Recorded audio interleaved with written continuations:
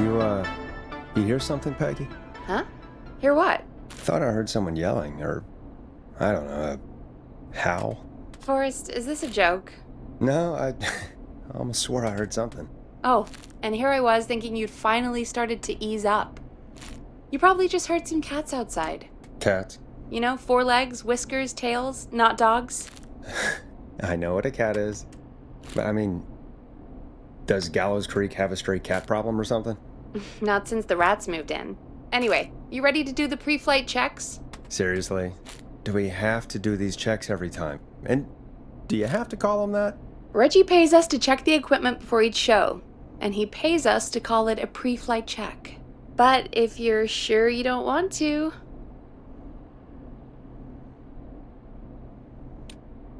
All right, fine. Let's get through this. Alrighty, this is your captain speaking. Really? Come on, let's have a bit of fun with it for once. Buckle in, folks. We're about to hit some tubular rents. Let's start with record playing. Okay.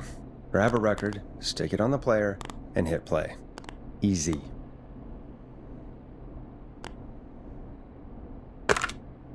Got it. Great. Now turn it off. All right, up next, phone line buttons. Your captain will be waiting to take your call on line 1. All right, Peggy. Ready for you on line 1. Who's Peggy? This is Captain Donald Key calling. Call me Don. You get it? Yeah, it's a riot. Great, and button 2 works just the same. So, let's move to the Peggy button. You mean the producer line? Like I said, the Peggy button. Press it when you need my help during the show. Is there a Peggy mute button? They haven't invented it yet. Now come on. The Peggy button is the 3rd one on the phone line. I labeled it for you. Press for Peggy. This is your brain, Forrest. Sorry I made you such an unfun turkey. I'm a turkey now, am I? Okay. Are we almost done? Sound blaster next. That's an easy one.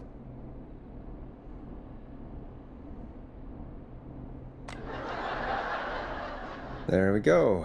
Always good for a cheap laugh. All right, we're almost done. Just the volume sliders left. These should let you affect pretty much everything. But let's test it with a record. Play a record and change the volume with the music slider.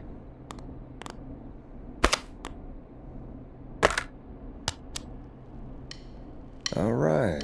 Seems to be all working. We done, Captain? We sure are. Coming in for landing. Local time? Should not encourage you. I knew you had a fun side. It's my fun side that gets me in trouble. Now, let's get the show started. After your introduction, our first segment is Guess That Scream. I thought that was a joke. Nope, and don't blame me for this one. It's Reggie all the way, and he demands we do it tonight. Okay, you're live in 3, 2... 189.16. Good evening, Gallows Creek. This is your host, Forrest Nash, and you're listening to 189.16, The Scream. Before we start taking your calls tonight on Gallows Creek's only late-night phone-in talk show, I need to let you know about a special competition we have for you this evening. Guess That Scream. This is actually one of the station manager's better ideas. Here's how it works. I'm gonna play you a scream, then you call and guess that scream. We need you to guess why they're screaming. Did they stub their toe, saw off a finger, or discover the corpse of a loved one? That's good. Now, Forrest, hit them with the tape. We'll play that scream in just a second. Listen close, and then call in to guess that scream. Peggy, what do you mean, play the tape? I used to have a tape guy do that for me. You're not in Chicago anymore, Forrest. Here in Gallows Creek, you get to be your own tape guy. Come on, I gave it to you yesterday. Forrest, you do have the tape right. You knew we were doing this tonight. Peggy, let's be real. Guess That Scream is a terrible idea. No, I don't have the tape. It may be a stupid idea, but that doesn't mean it can't be fun. We're going to need a scream tonight, Forrest, and you're the one at the mic, so... Really, Peggy? You want me to scream? You know this show depends on my golden voice, right? Come on, Forrest, just do it! That's enough dead air already. Just think of a scream and let it rip! Oh, God. Sorry about that. I'm back. Had to step away there for a second. Listen close, and then call in to guess that scream.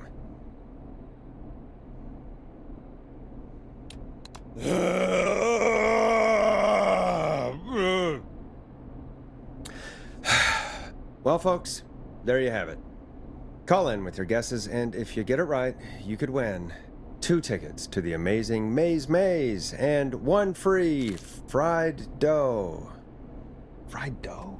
Just call in at 555-239-KFAM with your guess.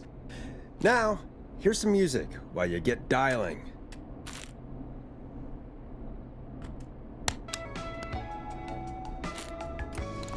Listen in to this next track from Late Night Lurkers, if you dare.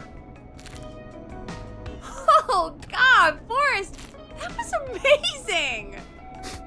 Thanks. I can't wait to hear what people think that was. How the hell did I get into this mess?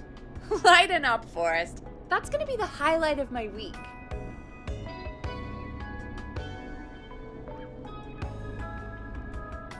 Oh, Forrest, there's a call coming in.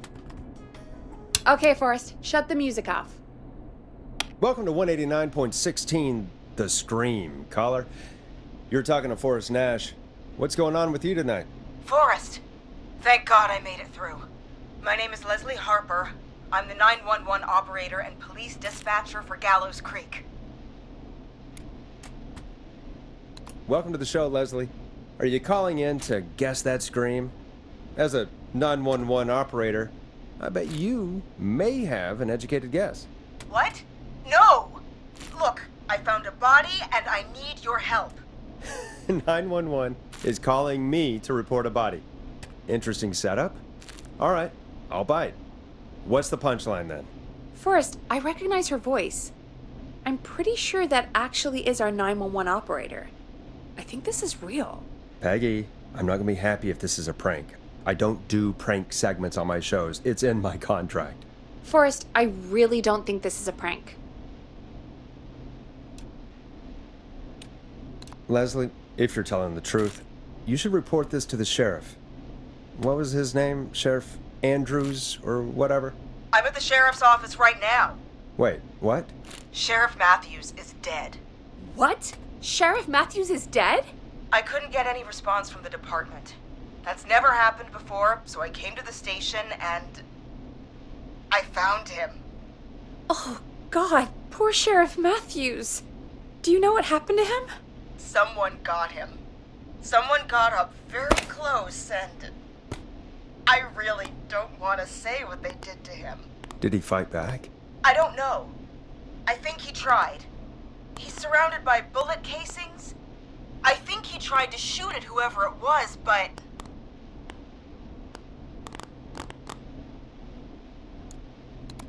I don't understand. Where are the other officers? Do they know? Have they secured the scene or whatever cops are supposed to do? No, I checked everywhere. Deputy Martinez is here, but she's knocked out, tied up, and locked in a holding cell. I called you right after I found her. God. Wait. Please don't tell me that this hick town only has 2 cops. Don't be ridiculous. We have 3, but Officer Gunderson is on leave in Cancun. Leslie, do you have any idea who could have done this? Not a clue. I didn't see anything on my way over. Leslie, you need to call over to Henderson or Quiet Ridge. They need to send someone over from their department. I tried, but I can't call anything but local numbers. Something's wrong. I'll have to go there myself, let them know what's going on, and bring help back with me. But if you leave while there's a murderer on the loose, who's gonna man the emergency line? That's why I called. Forrest, I've routed all 911 calls to come in to you. I'm a radio talk show host, Leslie. I talk to idiot people about their idiot ideas. I'm not a 911 operator. Why me? You're the only person with experience manning a phone line around here. You're the only person equipped for the job. Besides, there are lots of transferable skills between the two. It's like an interview. You ask questions to get information you can use. Keep people talking, you know? Guide the conversation and know when to jump in. You do know that I'm so good at interviews, they sent me from Chicago to Gallows Creek, right? So I've heard. But that doesn't matter. And besides, there are two of you. You can talk to each other, discuss ideas, work together. Hell, let's have some on-the-job training right now. I have an emergency. I need to get an unconscious Deputy Martinez out of that holding cell. It looks like whoever attacked her threw the keys into the cell after they locked the door. Is there any way you can reach the keys? No. There aren't any bars to the cell, and the door itself only has a food tray slot. And that's too narrow for me to reach through. There's gotta be another way in.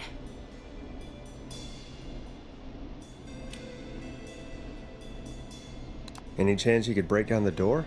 It's a holding cell, Forrest. These doors aren't budging for anybody. Is there another way into the holding cell that you can see? It wouldn't be much of a holding cell if it had a back door. There's gotta be another set of keys somewhere in that office. Those can't be the only ones. Of course. Yes, there must be another set. Where might another set be? Have you looked around the officers' desks? That's the first place I'd check. That was the first place I checked, too. I couldn't find anything useful, though. Maybe Sheriff Matthews had a set of keys on him when he... you know. I couldn't see any at a glance, but I didn't really look up close. 1 second. Oh, I think I might be sick. Sorry, Sheriff. I'm just gonna turn you over and... Oh. Please don't stare at me. Oh, wait. That might be them. I think I got the cell keys. Looks like Sheriff Matthews might have saved his deputy. Did the keys work? They do! Give me a minute to untie Deputy Martinez. I'll be right back. So far, so good, I suppose. How are you feeling, Forrest?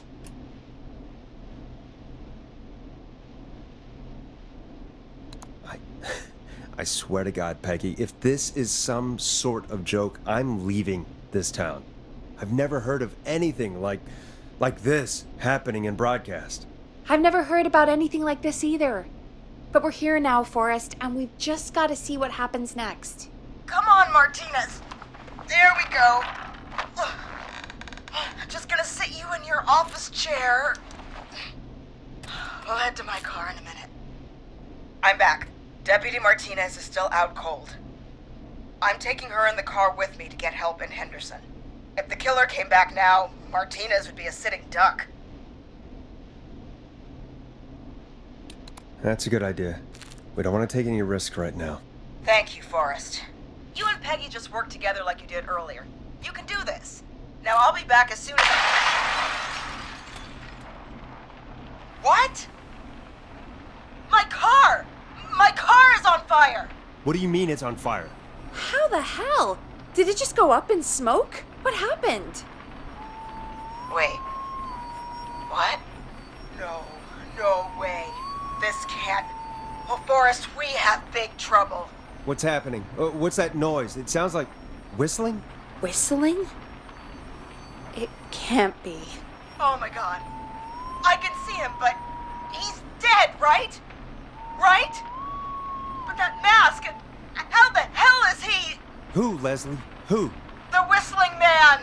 The Whistling Man? Who's the Whistling Man? He was a serial killer back in the 50s, wore that mask. But he's dead! He's... What the hell? Oh, God. Do you think he attacked Sheriff Matthews and Deputy Martinez? He's coming this way! Leslie, stay inside and lock the doors. Right. Shit!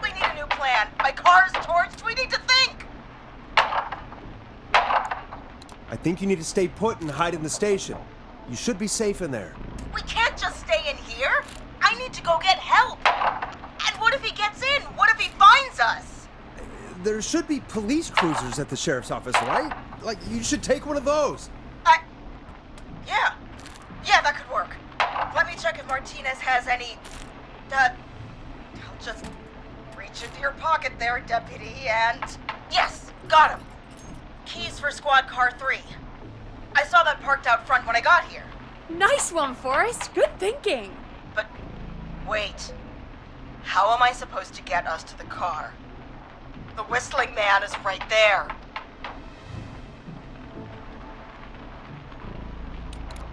The sheriff must have a gun, right? Can you see it?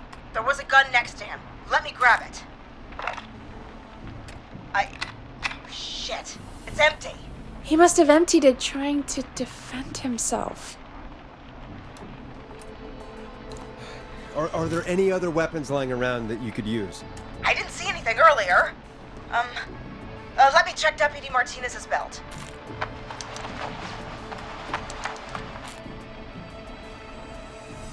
All right. It looks like the Whistling Man left her with a baton, pepper spray, and taser. I can only hold one if I'm carrying Deputy Martinez. Which should I take?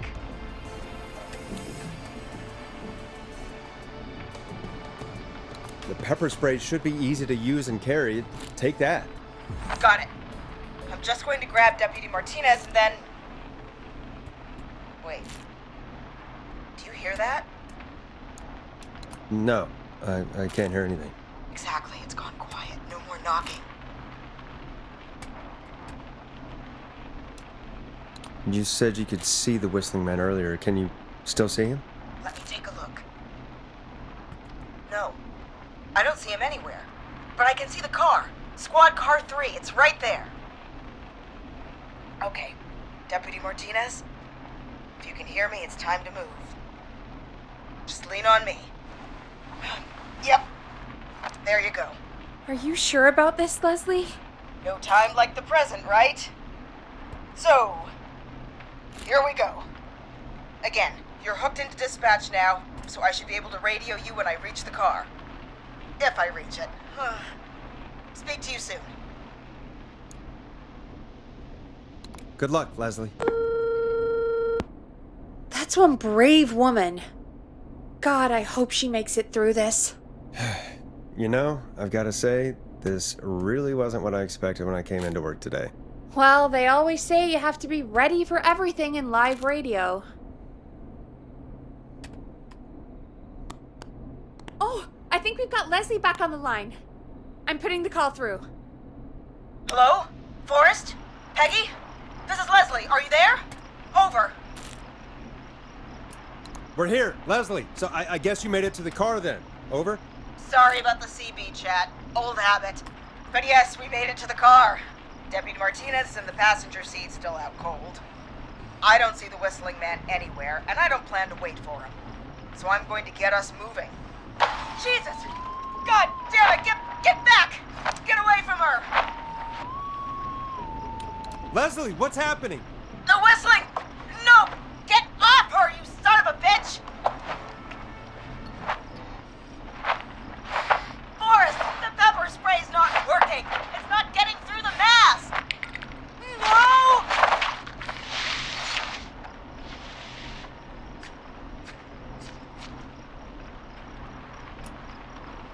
Leslie, drive! Martinez! God damn it! Leslie, I'm sorry. Forrest, he slit her throat.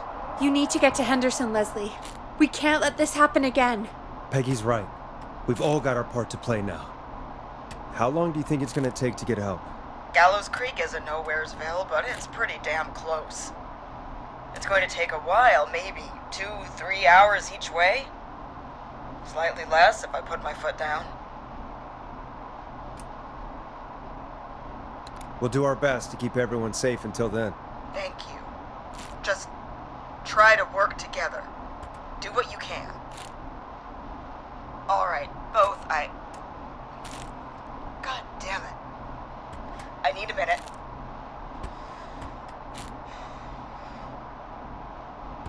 be out of range soon. I'll radio back as soon as I can, once I got the cavalry. Take care, Leslie. And be safe out there. Good luck, Leslie.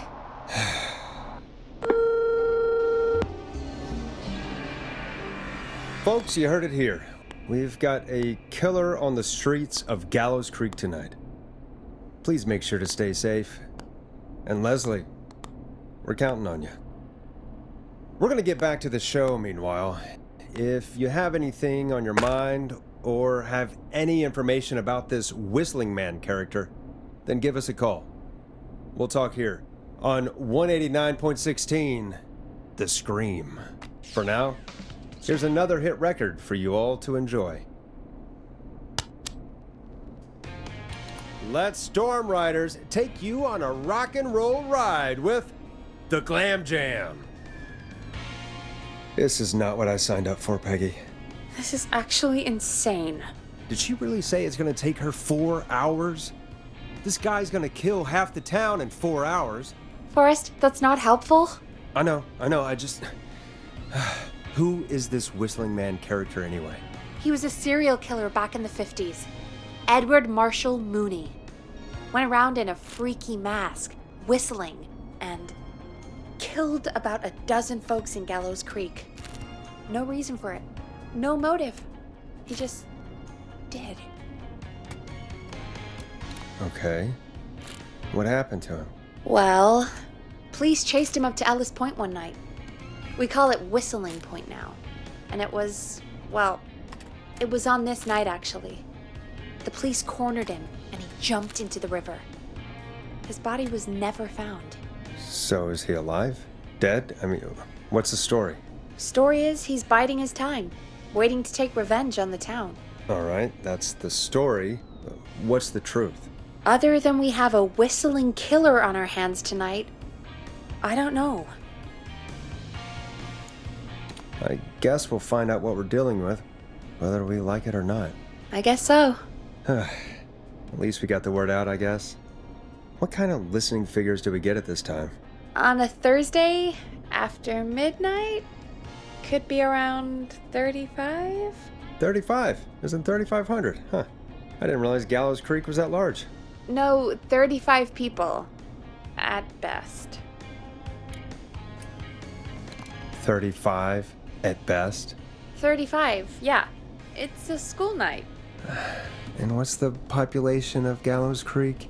I don't know exactly. A little over 1,000? Oh. How many did you get before? You know. Before my career exploded and I ended up on a midnight hour talk show in the town of 1,000 people?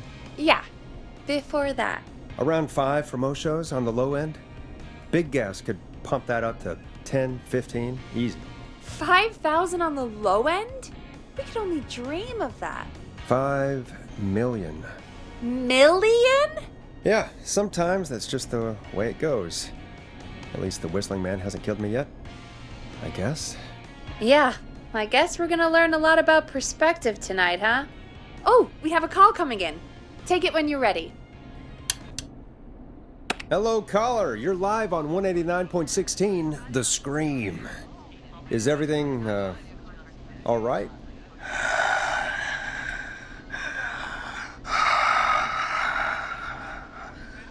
Okay, who is this? Are you, hello? Hello?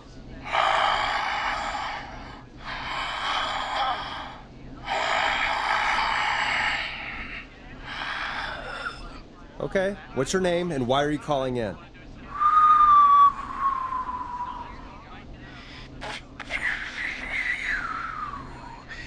You know my name.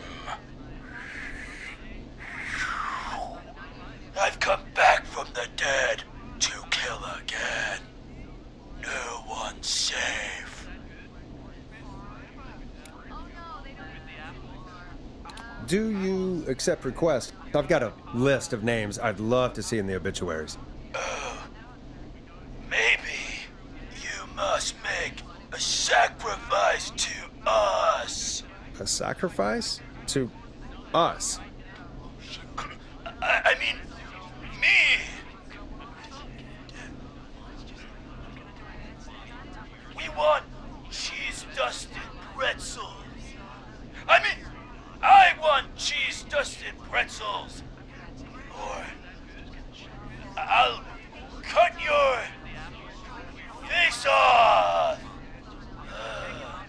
Goddamn kids.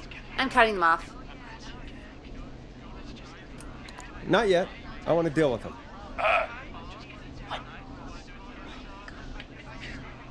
We also want a Mega Gulp. Okay, so cheese-dusted pretzels and a Mega Gulp behind the gas station. You got it, Whistling Man. A wise choice. See you soon, Boris Nash.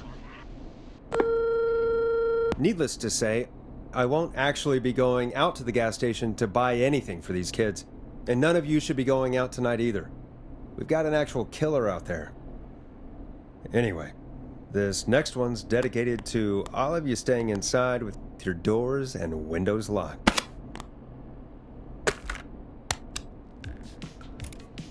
It's funky, it's groovy, it's Stab in the Twilight by Knife and Easy. Peggy, the hell was that? Kids pretending to be a killer who right now is stalking the town? It's a thing. A thing? Oh, kids around here. They pull pranks pretending to be him. By pretending to be this Whistling Man character? They think it's funny, but it's not. It's not funny at all. And there's no chance that our Whistling Man was just a prank. That Leslie... No, that's real. Christ. Let's stay positive. We still have a show to do. We already have another caller on the line. All right. Let's do this. Hello, caller. You're live on the stream with me, Forrest Nash. What? I dialed 911. I need the sheriff right away. Okay, right. Well, I'm filling in for 911 tonight.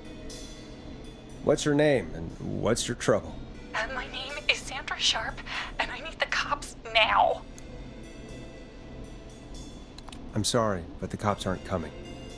Leslie's on her way to Henderson for help. What? God. Listen, you've got to help me then. I drove to the edge of town for a jazz run, and now some psycho dressed like the Whistling Man is after me, knife in hand. Oh, God. It's actually happening.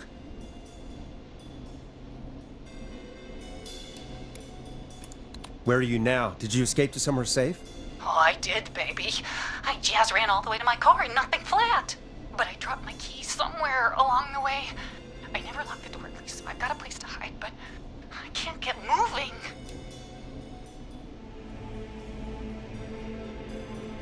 Can you go back and find your keys? Oh, I'm not going back out there.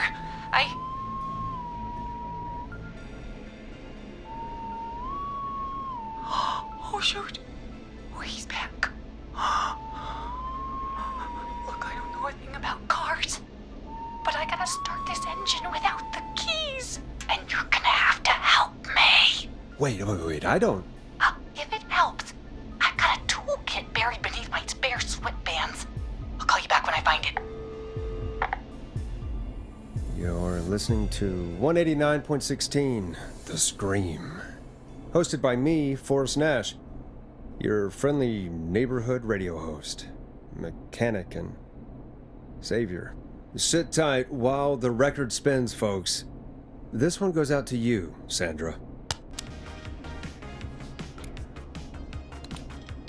Doesn't the station have a show about cars? The Tamora twins or something? Timberline twins talk motors. Yeah. You know they're not even brothers. Really? They look the same, though. I know, but they're not even related. It's weird. I asked them about it once, and they got really sweaty and defensive. Anyway, go see what you can find. The offices are out the door and down the hall.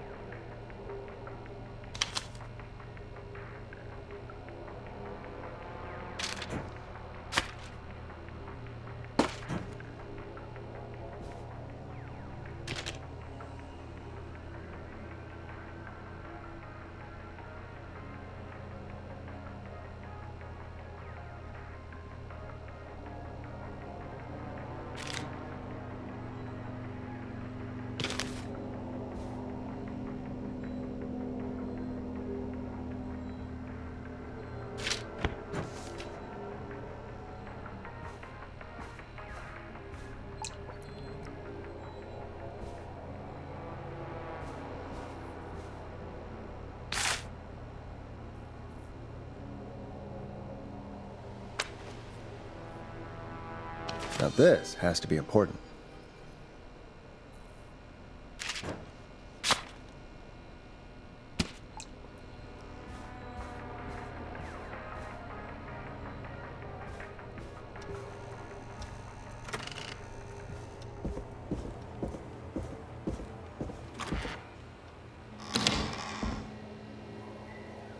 This looks useful.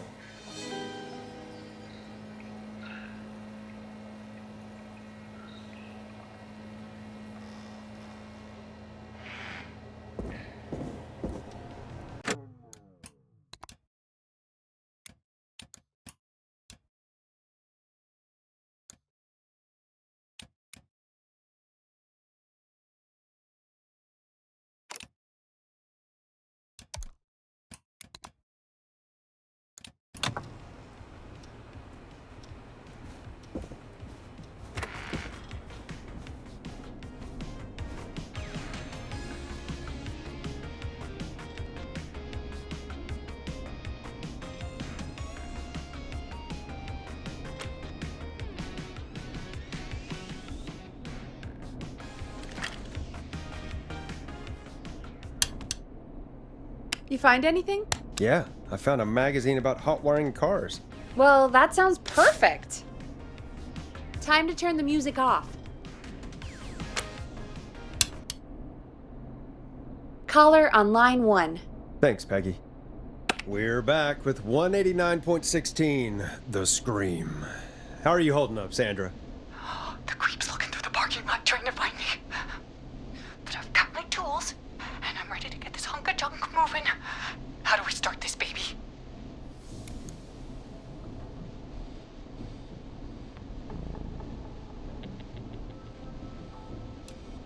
Put the screwdriver in the ignition and twist clockwise. Here goes, baby. Screwdriver's too fat to fit. What next? Unscrew the steering column. All right. Just turn. Just turn. 1, 2, 1, 2. Oh, God. How long are these screws? Okay. Cover's off. Okay. There's a bunch of wires down here all paired up and... Oh, God, my heart is pumping.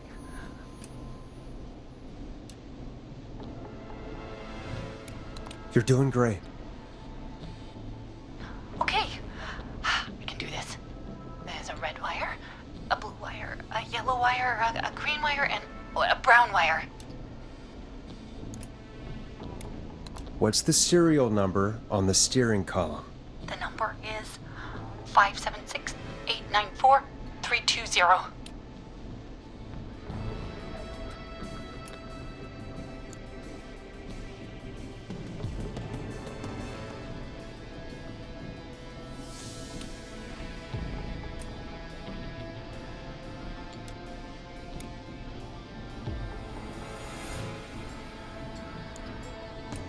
Strip the blue and red wires and twist them together.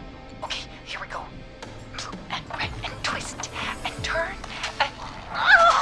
Oh, no, it won't turn off. Oh, don't do this to me, Jazz Radio. There are 3 pink wires going into the stereo. What do I do?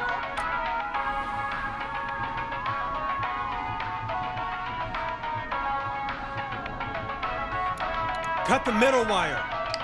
Oh my God! Who's coming right for me? Thanks for nothing, you bad beaster! I do a mean kickball change and I swear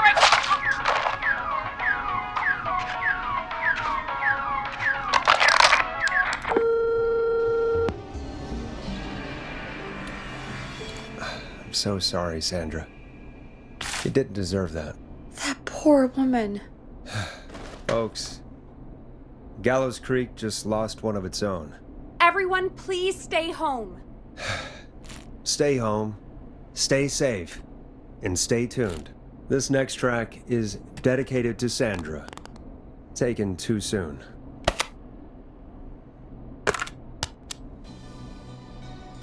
Hope you enjoy this one as much as I do. I still can't believe this is happening. Right? Like Gallows Creek didn't already have enough to worry about? What do you mean? Gallows Creek is a miserable place to live. Really? Miserable? Peggy, be honest, it's a dump. There's nothing to do here. Hell, I'm almost ready to thank this whistling guy for at least making things interesting. Well, I like it here. People are polite and, Stab happy? don't be awful, Forrest. Come on, there must be something you like about this place. I guess some folks have been okay. You're not terrible, after a while. Not terrible after a while? High praise coming from Forrest Nash. You know what I mean, Peggy. I do. It's Forrest Nash for I think you're swell. Anyway, I hope the killer is done for the night, and that Leslie gets back soon. Me too. Can we at least call off that stupid Guess the Scream contest now? Yeah, that'd probably be a good idea.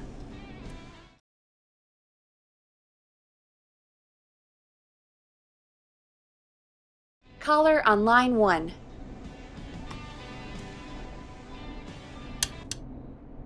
Evening, caller. This is Forrest Nash, host of 189.16, The Scream, and tonight's 911 stand-in. Hey, Forrest. My name is Brian. Brian Ponte. Brian Ponte of Ponte's Pizza. Hello, Brian Ponte of Ponte's Pizza. What have you got to say about what's happening? Oh, I'm so sad that Deputy Martinez didn't make it. I saw her a lot over the years down here at Ponte's Pizza. It's just terrible. Anyway, I just wanted to thank you for doing your best. So, I'm sending you some coupons for free pizza here at Ponte's Pizza. Just a little something to look forward to when all this blows over. Wow. Brian Ponte of Ponte's Pizza. That's really good of you, but you really don't have to, though. Oh, it's the least I can do. And if you like it, well, you're in luck, because we're always running great deals that'll have you eating for pennies. Sounds great, bro. And let me tell you, the pizza we have is to die for. No. Poor choice it was today.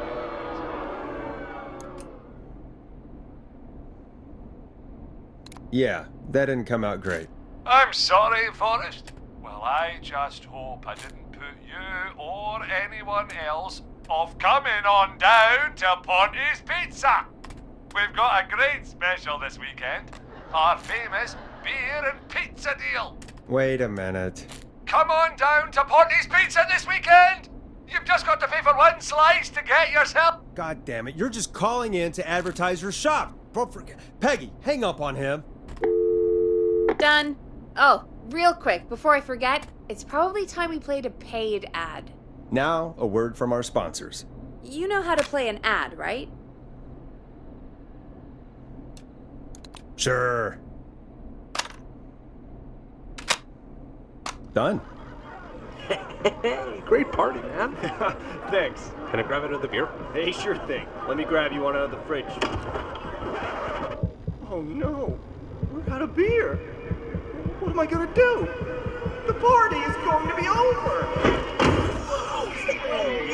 Fear not. A Grill and Spree will give you a free 6-pack of beer if Gallows High wins this Tuesday. Say what? That's right. Order a meal deal from us and you'll get a free 6-pack of beer if Gallows High wins. Free 6-pack? Righteous! You heard me. 6 beers if Gallows High wins. Sounds like you've already had enough beers. I hope we murder them. Me too, Billy. Me too. Come on down to Grill and Spree or call 555-749-8335. We've got barbecue you'll die for. Yeah. Hey, Forrest. Do you know what the Grill Reaper's favorite grilling spree order is? I have a feeling you're gonna tell me. Spare ribs. Just get me back on the air. And we're back. We got a caller. You know what to do. Welcome to The Scream with me, Forrest Nash. Yeah, Leslie. This is Maurice Russell from the Gallows Reporter. I'm at the office. This guy just broke in downstairs and... Wait. Forrest Nash? I want to speak to 911. Put Leslie on. What? God, another one? Leslie's driving to Henderson right now. She left me in charge. Why on earth is Leslie... Oh, never mind. Just put me on with Sheriff Matthews. Sheriff Matthews is dead. Dead? What happened? Did you witness the incident? Are you willing to do an interview for the reporter? I can cite you as an anonymous source, if that's a concern. We're live on the air. Anything we say can and will be broadcast. Live on... Damn it. All right. There's obviously a lot more going on than I know. Yeah, there's a lot happening tonight. You said someone broke in. That's nothing to get worked up about. Some idiot kid just broke in, dressed as the Whistling Man. Heh, teens. They get worse every year. This punk wasn't even a disappointing twinkle in his daddy's eye when Edward Marshall Mooney stalked the town. But I was there. I covered it. You don't understand. That's not a prankster. That's the Whistling Man. Of course it's not. It's a stupid kid. Every year this happens. They think it's funny. Not a big deal, old man. But they didn't live through the terror 30 years ago. Anyway, I know for a fact. Edward Marshall Mooney is dead. I don't know who I'm looking at on the security monitor. But if he killed Sheriff Matthews... Where are you now? I'm in the boardroom, upstairs. We got security cameras all around the building. You can watch them on any TV set here. And there's a set in the boardroom. Maurice, is there any way you can get out of there? I sure as shit hope so, kid. But I'm not sure how I'm going to do it. That crash you heard was him tipping over my filing cabinets. He's blocking the stairs. I'm guessing the stairs are the only way out? That's right. And it would take me a good few minutes to move those cabinets. We need to do something. But what? All we can do from here is... Forrest, I think I've got it. Why don't we call the killer? They'd have a bunch of phones set up across the office, right? In different rooms, with different extensions? So we call one of them. Draw the killer away. Buy Maurice time. That could work. Exactly! It's worth a shot. I can hear you, you know. The son of a bitch hasn't killed me yet. Sorry, Maurice. Peggy and I were just trying to figure out... You realize how stupid that plan sounds, right? For that to be successful, you're gonna need every phone extension. Plus, a plan of the entire office floor. All delivered while the killer is en route. I've got it. And thank God I've always been cool under pressure. Don't go anywhere.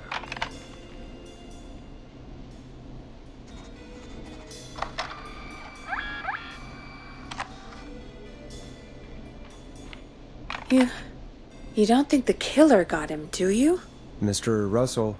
I'm here. The freak's going to be here any second, too. Go check your fax machine. Don't let me down.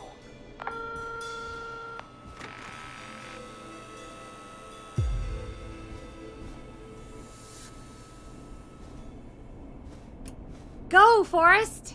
The fax machine's in the office on the other side of the hall. Thanks, Peggy. Be right back. Okay, go to the office on the other end of the hall. Grab the fax from the machine. Easy. This must be it.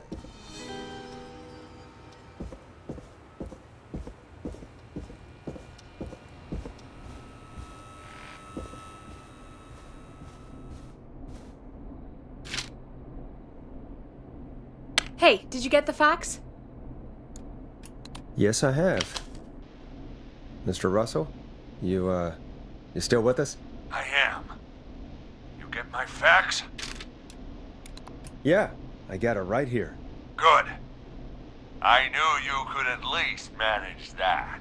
Okay, folks, we're back on the line with Maurice. Let's see if we can help him avoid the Whistling Man.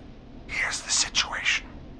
The Whistling Man searched every room in the hall leading up to the boardroom. And now, he's in the office next door. It's now or never. This plan of yours better work. I'm ready on my end, Forrest. Again, we want to draw the killer away by dialing an extension number, and then move Maurice somewhere safe. So, what extension should I call?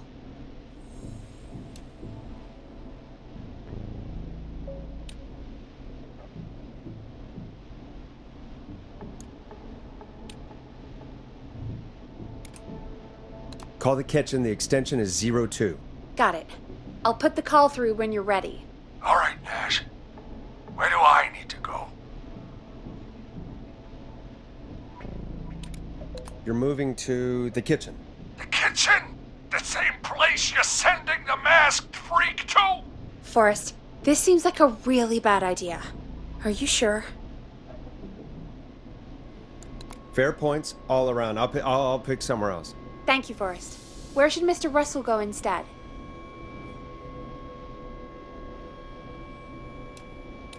You're moving to the archives. The archives? That's just across from the kitchen. It's going to be tight. Are you sure, Nash? I'm sure. I'm ready to place the call. Are you ready, Mr. Russell? Don't have much choice, do I? Make the call. Yes, sir. Calling now.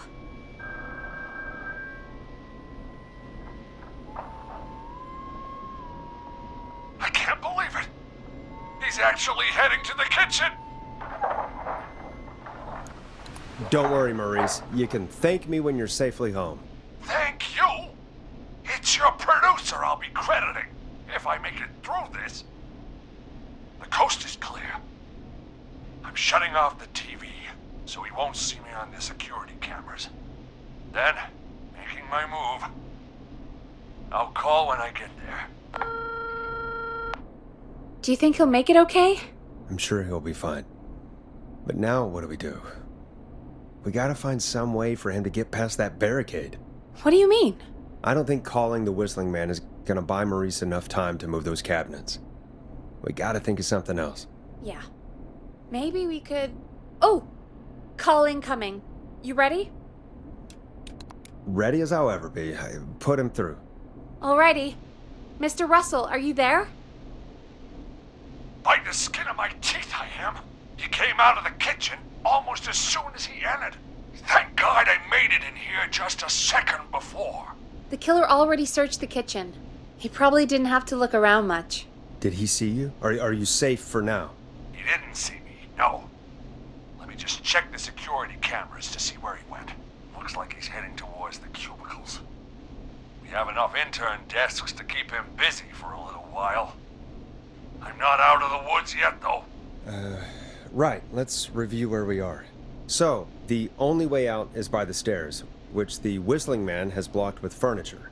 Exactly. I can move the furniture out of the way. But not quickly or quietly.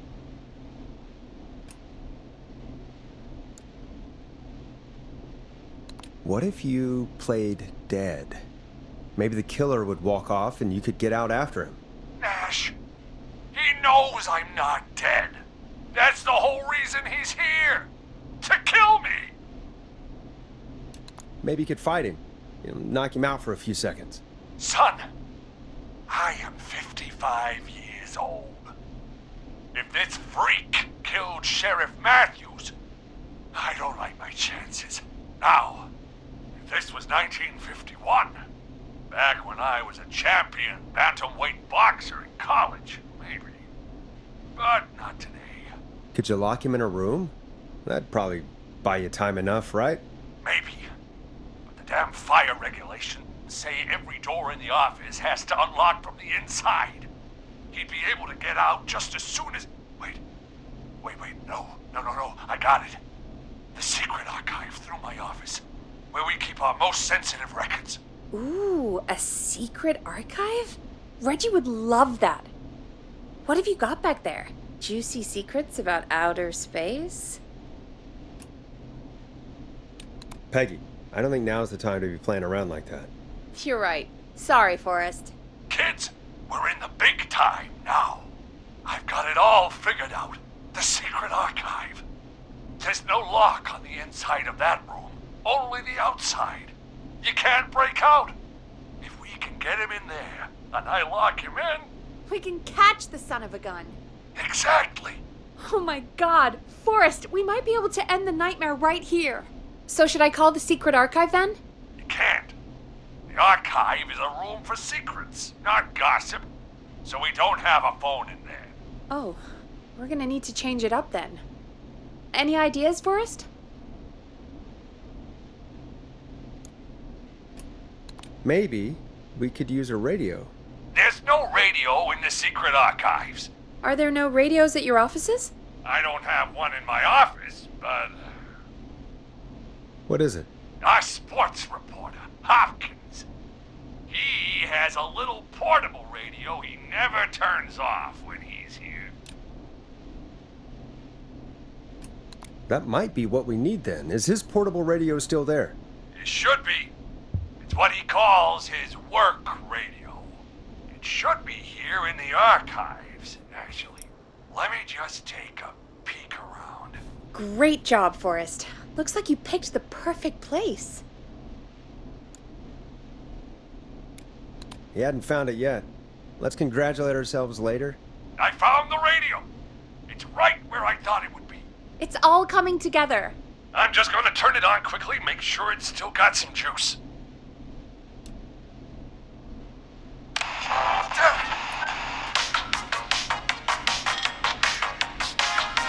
You should have turned it down, Maurice.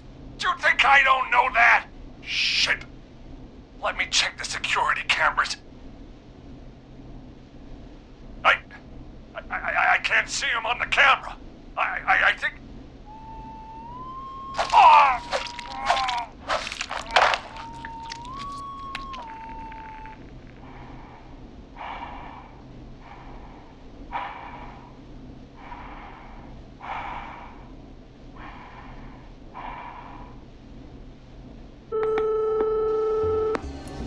Well, remember kids, listening to electronics at a high volume can be hazardous to your health. God damn it, Forrest.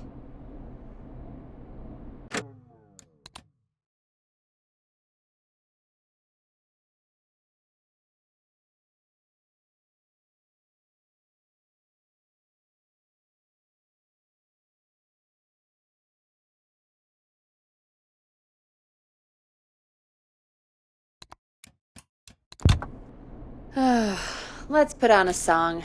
Give us some time to recover. I think that would be for the best, Peggy. Folks, we'll be back soon. If you have any stories about Maurice that you'd like to share, give us a call after this next track.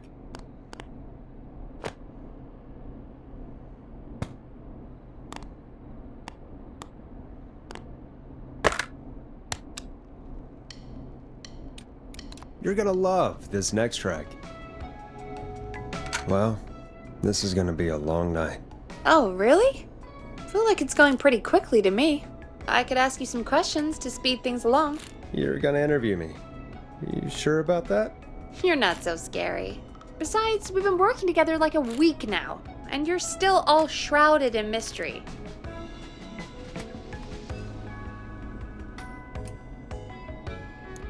Did it occur to you that maybe I like being a mystery? Too bad. Question 1. Tell me about your family. What? Come on, Peggy, that's too general. Okay. Did anyone move with you to Gallows Creek? Nope. Now that's too specific. Too specific? Do you have any siblings? I don't. I'm an only child, and my folks are dead. Oh, I'm sorry, Forrest.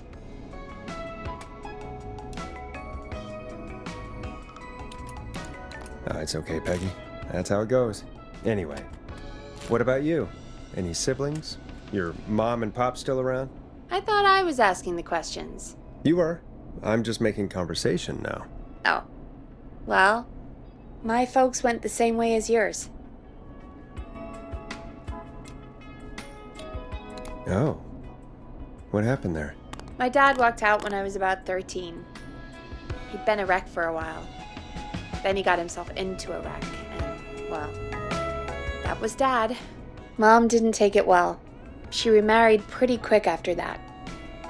She wanted to forget Dad so bad, she even made me take my stepdad's last name. So I'm Peggy Weaver now. Anyway, Mr. Weaver got sick one day, and my mom didn't last long after he went. I'm sorry to hear that, Peg. Don't call me Peg. Yeah, sorry. I was just trying to be... It's okay, I know. I'm sorry. I'm defensive about that name. Any siblings? Funny you mention that now. No, not anymore. I had a sister, but I haven't seen her since before my dad. Hold on. Someone just rang the door buzzer. Really? Think someone needs our help? Maybe. You want to go check it out? Me? You sure you don't want to go? No way. I'm locked up tight in here. I'll pass you the key to the stairs.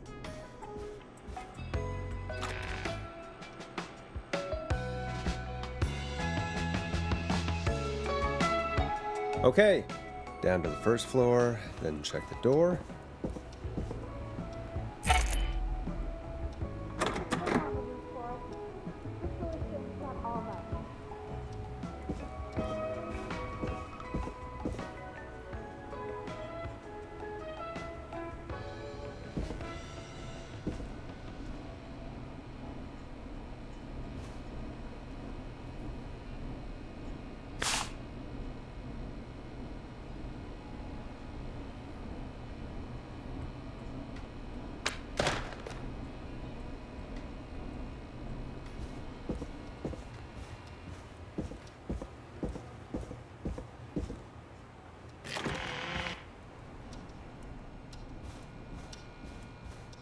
Wow, that was ominous. A tape. Play on air.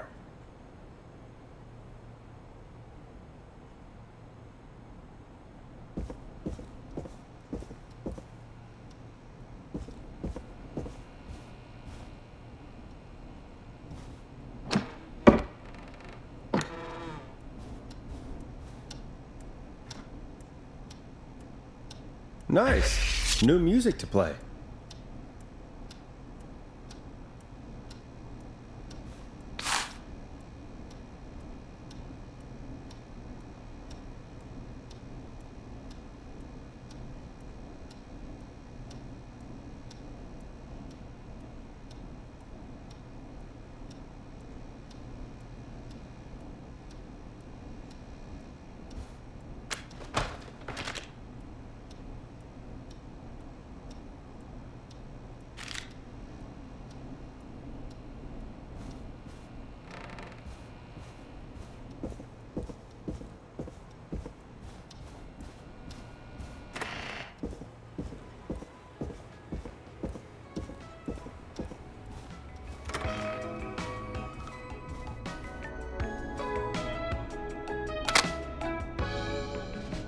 Who was there?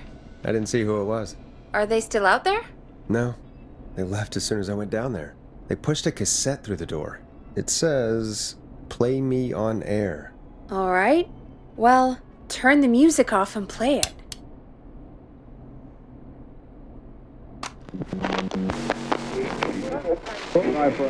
Hello, Gallows Creek. Time to Pay the price. Time to pay for lives. Time to sit there. I will finish. You. I'm going to enjoy this. I did not enjoy that. What the hell was that? Oh, Forrest, we're still on air. Say something. Folks, Folks, the tape you just heard was passed through our door only moments ago. I don't know how the killer could get from the newspaper to KFAM so quick, but be careful, Gallows Creek. Stay home and stay safe. Give us a call if you need help. You can get us on 911.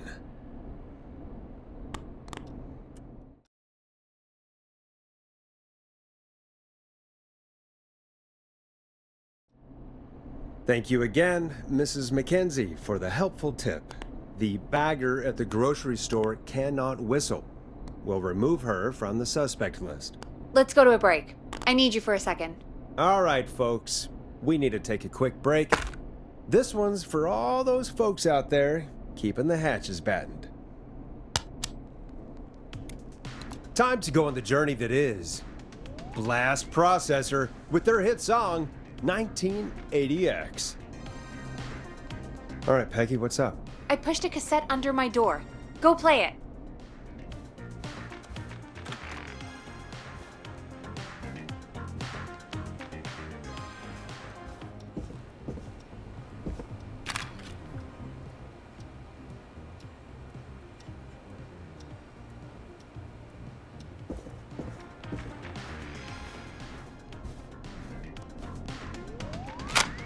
Or try your call again.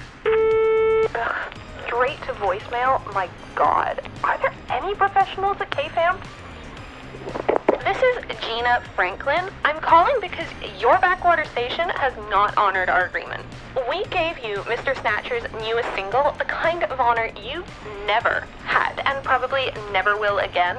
And we've still not received any information about when you're fitting it into your busy programming. I'll be frank, I didn't want you as part of this debut, but Mr. Snatcher, due to his prior friendship with Mr. Nash... Prior and current friendship, Gina. Forrest, mate, you alright? Don't worry about Gina, you know how she is. But yeah, can't wait for you to hear the new single, man. I think Final Breath is my best work yet. I really hope you and your listeners like it. And man, if you ever find your way this side of the pond, let me know. We'll have to catch up. If Final Breath isn't played on your airwaves by the end of Mr. Nash's show tonight, the next call will be much less friendly. That was Roddy Snatcher, Forrest. You know, Roddy Snatcher? Yeah, Roddy and I are old friends. I love Roddy. I Will Always Find You was my song. I wish we still had it in rotation. Oh my God, I can't believe you know Roddy Snatcher. And I can't believe you didn't tell me he sent you his new single. We have to play Final Breath. Where is it? I found it earlier, hidden away at reception. Ugh, why didn't Barbara say anything? I mean, well, if that fiasco last Friday about the missing Knife and Easy track is any indication, folks at KFAM aren't against hoarding station music for personal use. I think we're still missing a few tracks, actually. Well, we have it now. Let's put it on.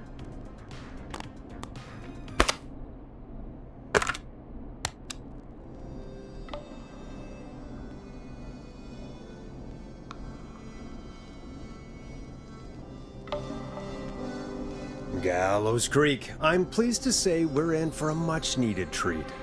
Up next, courtesy of the British sensation himself, is a track you won't hear everywhere. Here's Final Breath by Roddy Snatcher.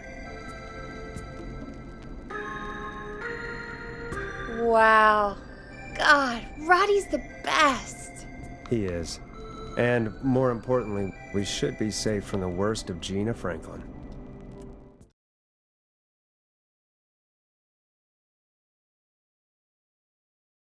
And I think that's every time I've seen him live. Peggy, you just talked through the whole song. Oh, whoops. It's okay. I can just play it on loop later. Oh, shoot. I just noticed we have a caller waiting. I really hope it's nothing serious.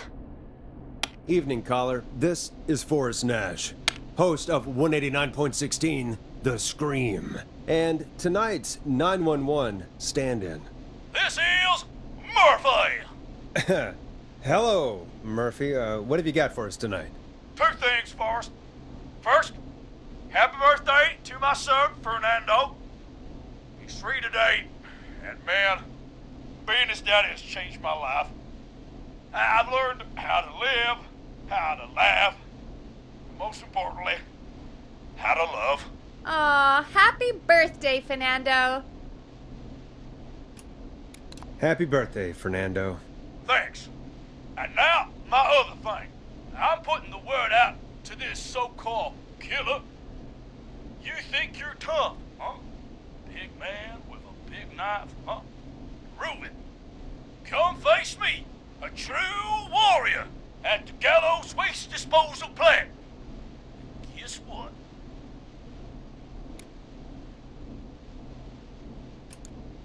This is a bad idea, Murphy. I got all the tapes in Master Robbie's Dojo series. So get ready, Whistling Man. You just let loose the junkyard dog. Oh no. And there he goes. Ladies and gentlemen, keep your fingers crossed for Murphy as he tries to become our hometown hero. Anyway, we'll be right back after this commercial.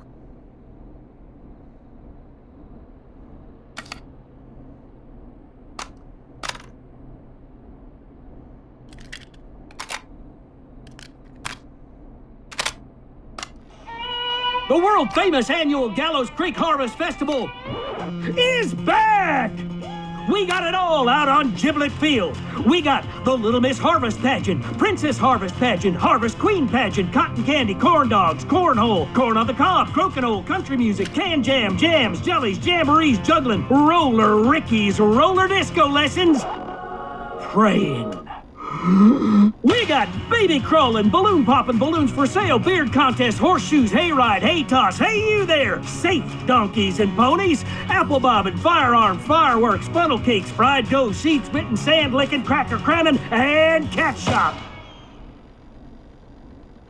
And fake tattoo, face painting, puppets, petting zoo, amazing maze, square dancing, story swapping, spelling bee, quilting bee, and sewing circle, pie eating, lawnmower racing, hot dog eating contest, flower contest, and of course our famous gourd measure-off. The festival is brought to you by Mayor Linda Cartwright, sponsored by Gallows & Sons Factory, and dedicated to the memory of Garrett Miley, tragically taken from us last festival. I can see why it's world famous. It's a highlight around here, Forrest. Oh, I am sorry to hear that, Peggy. All right, folks, welcome back to the show. We have a note from my producer. That's right. Come find me at the Harvest Festival tomorrow to grab your choice of a K-Fam mug, sticker set, or poster. Let's see what our next caller would choose. We got a caller. You know what to do. Hello, caller. You're live on The Scream with me, Forrest Nash.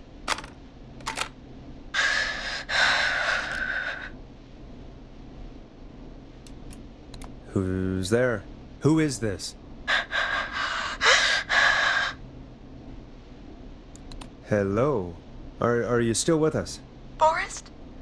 He called me? That horrible whistling down the phone. He's coming for me? Jesus. Okay, listen, caller. Don't panic. We've done this a few times now. We can help you. A few times already? So, you saved them, or? Well, you know, we learned a lot. Oh, God. We're gonna help you. Can you tell me your name, caller? I'm Dr. Sullivan. Virginia. Sorry. Take some deep breaths, Virginia. You're gonna be okay. Please don't let me die. I won't. Just calm down. Tell me where you are right now. What's your address? Oh, God. Maybe you can hide in your house? He'll find me. I know he'll find me. Is there a neighbor you can call for help? No. Everyone's away tonight. There's just a fraternity down the street. You live by a frat house. Yes, they're having a party. That takeout coming in all night. One covered in beer cans. They're getting wasted. And I'm about to get... Oh, God. Virginia, what's the name of the frat? It's... Oh, God. I can't think. I can't. Any idea what the frat might be, Peggy?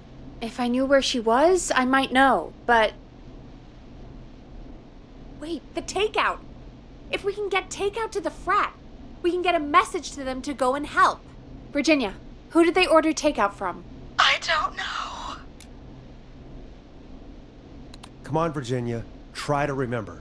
I can't do this. Well, folks, seems like our Virginia hung up. While we try to figure out what takeout to order, here's some music for your own midnight snacks.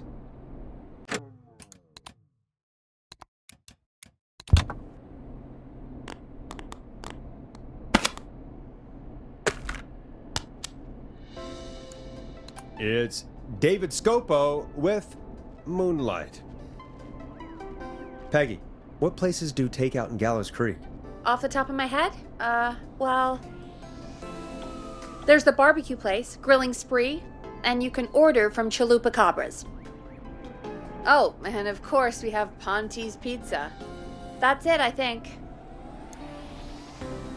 All right. We'll call each place and ask who they deliver to tonight. That's not going to work. Takeout client privilege. What? There was a lot of competition back in the day. Things got ugly. It's a long story. But what we can do is this. We figure out where the frat boys ordered from, call the takeout pretending to be from the frat, place an order, and include a note asking them to call the station. There's no other way, is there? Not that I can see. Well, let's not waste any time then. That's the spirit. You got any suggestions on where to look? Check the offices for anything food related, and maybe the kitchen downstairs. You'll need a key for that. I'll just slide it under my door now. Thanks, Peggy. God, where to start? What would make me order from somewhere if I were a partying frat boy? We have a food critic, right? Chad or Brad or... I'll just have to look around.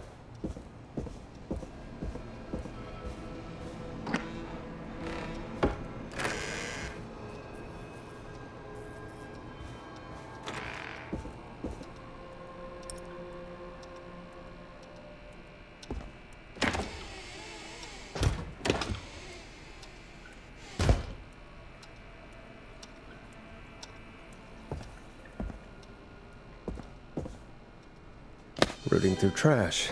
This is a new low. Ooh. Interesting offer. I wonder how well Gallows High performed.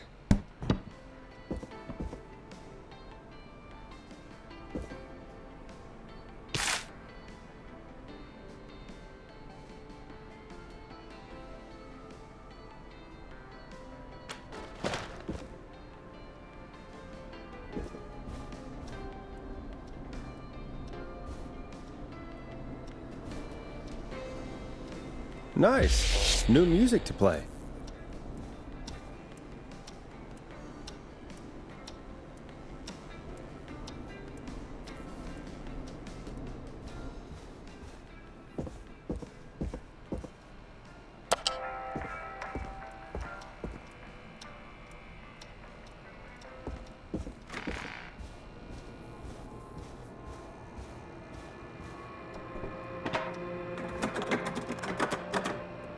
So many locked doors, so few keys.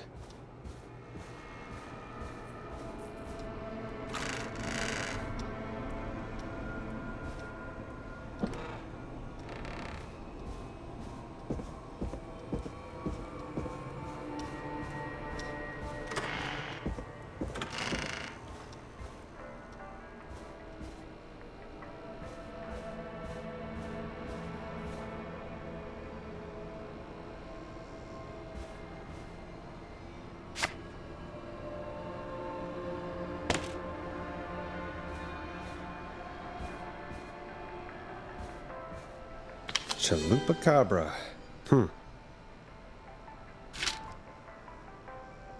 A promotion, huh?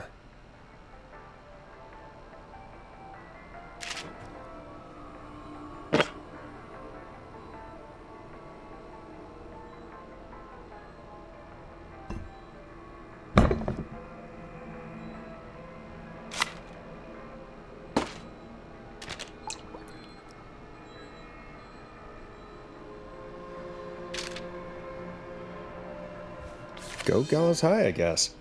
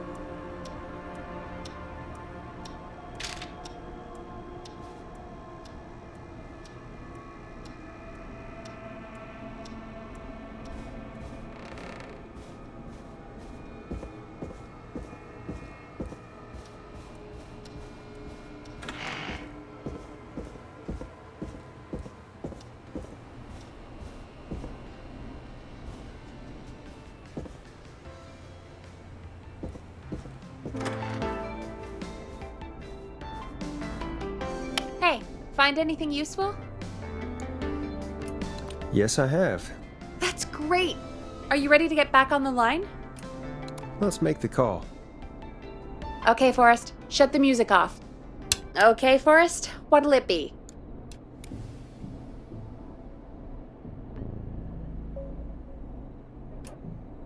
Call Chalupacabra. All right. Chalupacabra is on the line. This is Chalupacabra. What do you want?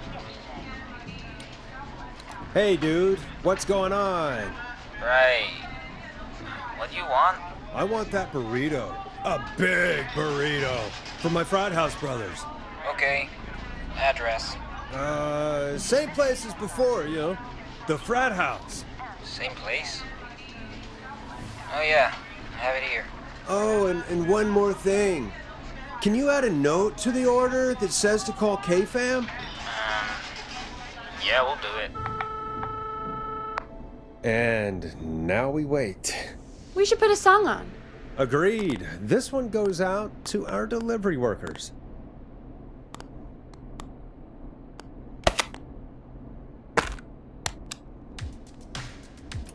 Enjoy this classic by Smooth. It's their hit song, The Word.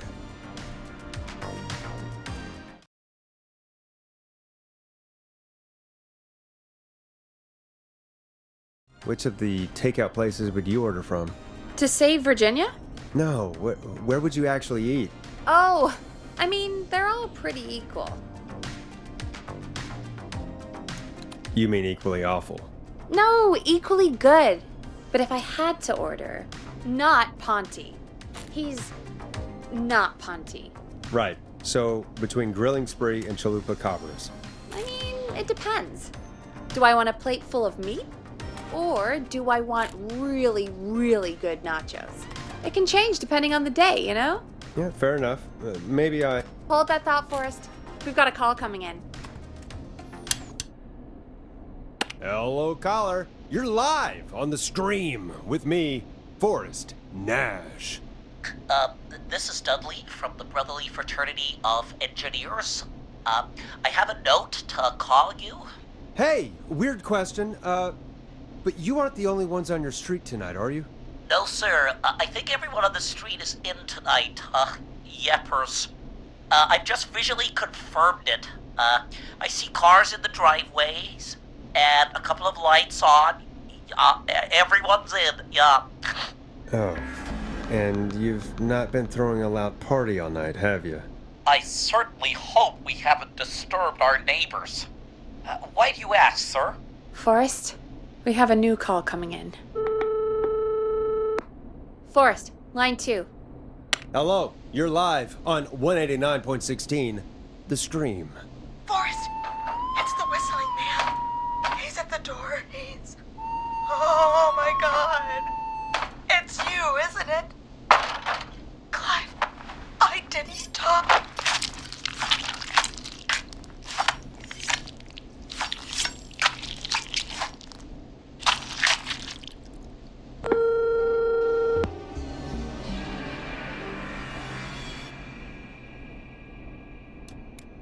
Oh, dear God.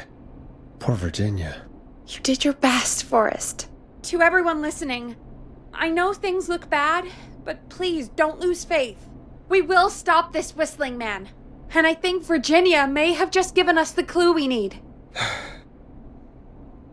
What was that about Clive, I didn't talk? Do you know what she meant? There's a janitor here at the station named Clive. But your guess is as good as mine. All right, folks. Seems we may have a lead. If any of you know a suspicious Clive, then please call in. It could save lives. In the meantime, looks like we have another caller. Hello, caller. You're live on The Stream with me, Forrest Nash. It's great to speak with you, Forrest. As a local small business owner, I find this all horrifying. A killer roaming the streets of our fair town? Ooh, terrible. I hear you there. It's a scary time for everyone in Gallows Creek. How are you holding up? You somewhere safe tonight? Yes, Forrest, I am. I'm here at work in my small business. It's a safe, family-friendly place. Oh, what small business do you own? Oh, well, I'm not really big on promotion, but since you ask, it's Ponty's Pizza! The best and only pizza place in town! Come on down and get yourself a cracking deal on our 2-for-1. God damn it, Ponty, no! No free ads! I wonder what would have happened if we called Ponty's instead. Look, he's gone now. We already have somebody else on the line. Just take a deep breath and let's keep going. Evening, caller. This is Forrest Nash, host of 189.16, The Scream, and tonight's 911 stand-in. Hi. Hello? Am I on air? Sure are, caller. What's your name, and what have you got for us tonight? Name's Eugene Stein, and I've got a heart full of love, Forrest. I'm hanging out in the middle of the maze, listening to your show, looking up at the stars and waiting for her. You got a special lady coming out to see you. Yeah. Molly. We planned to get lost in the maze tonight, to take our first journey together into the love labyrinth. That's why I'm calling, actually. I thought she'd be here an hour ago. And since I've listened all night to how cool you play it, I thought you were the perfect guy to ask. Should I call her up and ask if she's coming, or wait and see? For real, kid? If you've been listening all night, do you really need to ask me? Yes, that's why I'm calling.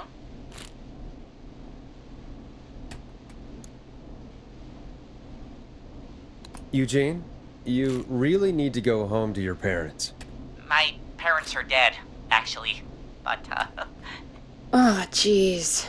yeah, I guess it's not the night. Hang on. I hear some rustling.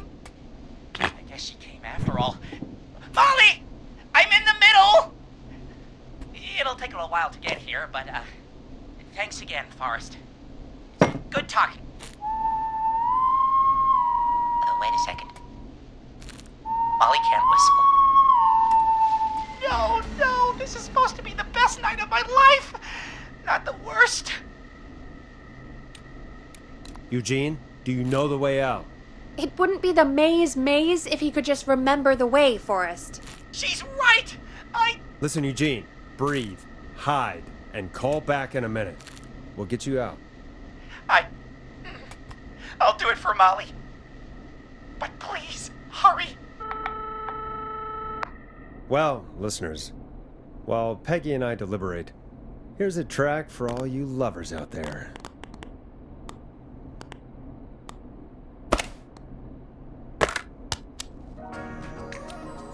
This is I'm Coming to Getcha by Vice, one of the best tunes this year. How the hell am I supposed to get him through the maze? You know Barbara, our receptionist? She's a maze fanatic. Shame she isn't here. I was supposed to go with her last week, but she changed her mind. Why'd she change her mind? She went with that jerk Brad instead. Does everyone in Gallows Creek go on dates in the maze? A lot of folks do. There's something nice about getting lost, I guess. And besides, there's not much else to do here. Maybe we should call Barbara then? If she's so big on the maze. We could, but I don't actually know her number. But she probably has maze stuff somewhere. Go and see what you can find. That'll hopefully be enough. Which one is Barbara again? Barbara! You know, Barbara! Forrest, I've seen you speak to her. Help me out, Peggy. She's the receptionist. Sits at reception, never does any work because she's talking to Brad all day. Ring any bells? Right, yeah. Sorry, I guess it's just the stress of... No excuses. Just go and find something to help us.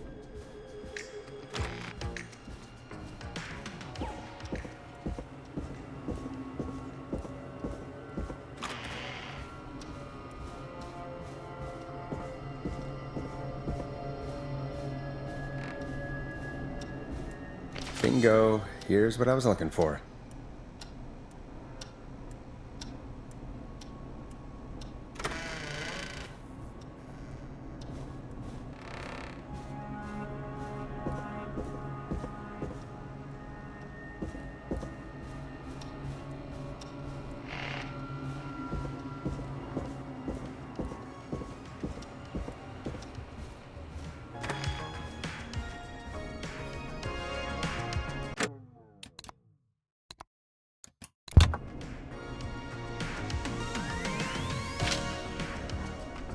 Any luck? Yeah, I found a map for the maze in the trash. Why was it in the trash? Never mind. It doesn't matter right now. That's a question for Barbara later. Eugene called while you were away. He's on line 1. Welcome back to 189.16, The Scream. I hope you lovers like that track. And I hope we can help our lover in the maze. Eugene, you're back on air. I'm lost, Forrest. I just ran and I don't know where I am. I'm at a crossroad, facing a tractor statue. There are hay bales painted gold on my right.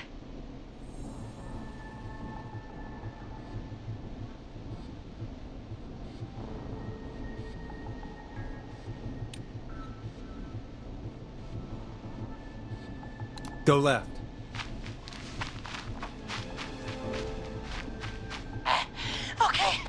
Okay. I went left, then tried a right. I have a pig statue in front of me and a creepy rocking horse on my left.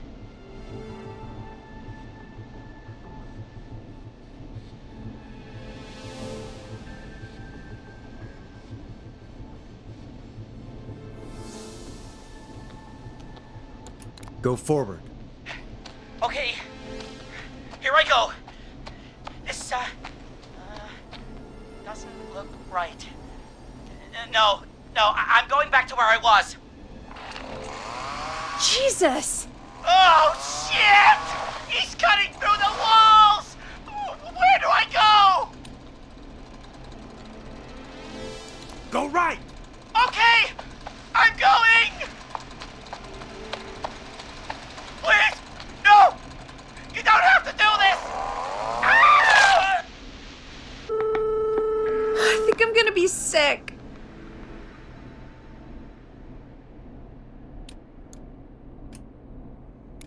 Poor kid. I mean, he shouldn't have been out, but still. What makes someone do that to a kid? By the way, why do you think Molly missed their date? Do you think she's okay? Unfortunately for Eugene, I think she probably never left home.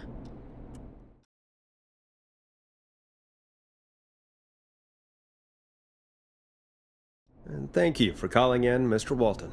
We'll make sure to add the town librarian to our list of suspicious Clives. Remember, report a Clive to stay alive. Next caller is up, Forrest, so take it away. Caller, you're through to Forrest Nash on 189.16, The Scream. Hey, wonderful show tonight, Forrest. Well, that's kind of you to say. Thank you. What's your name, caller? You can call me Dawn.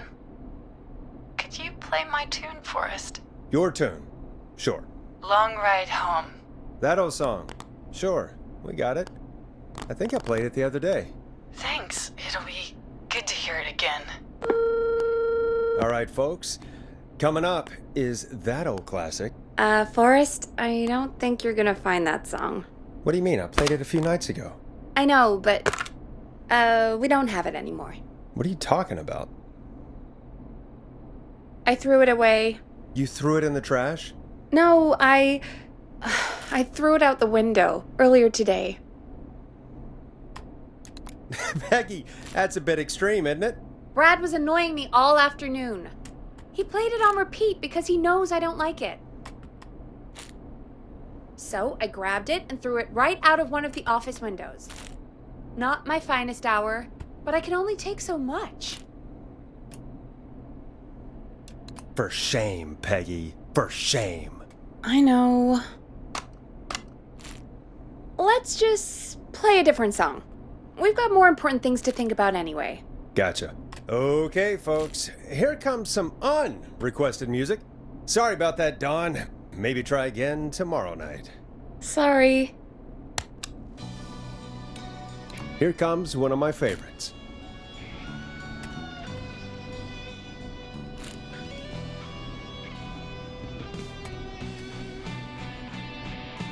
Of all the songs to request, why'd it have to be that one? Gee, Peggy, what did the barn finds ever do to you? Wrote that song, for one. It gets real old when you're forced to listen to it on repeat for years. Why couldn't they just request Roddy?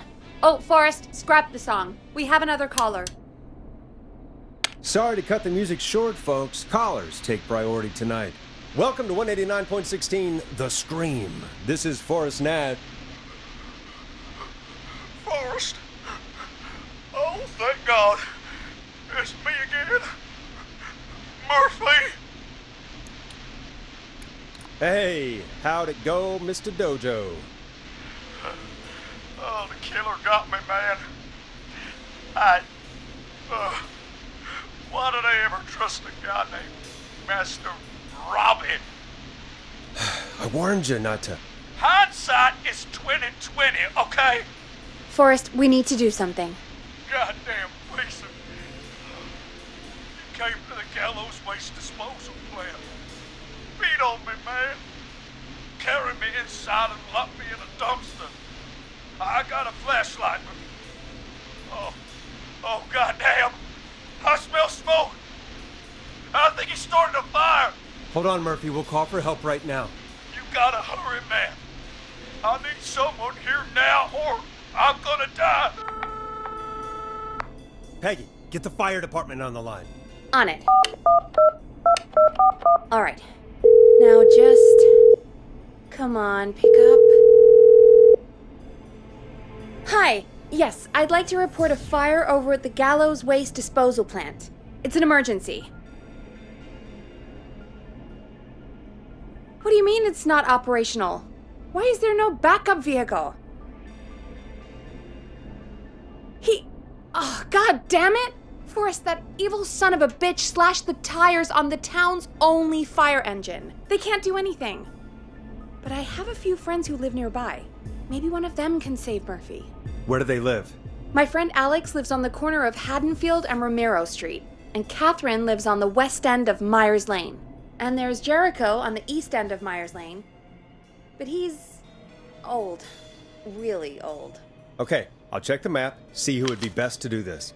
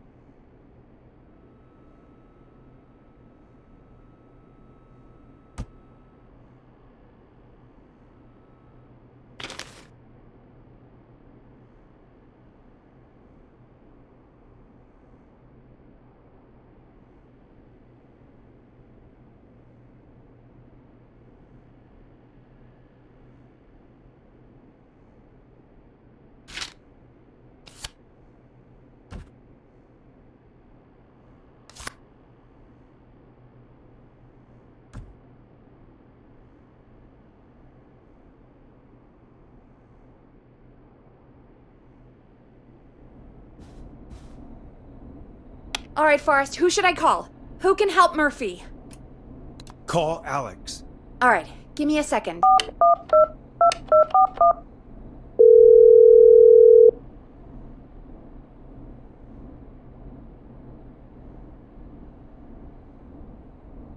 They're on the way. They'll call from the plant. You can direct them from there. Well, let's hope they get there in time.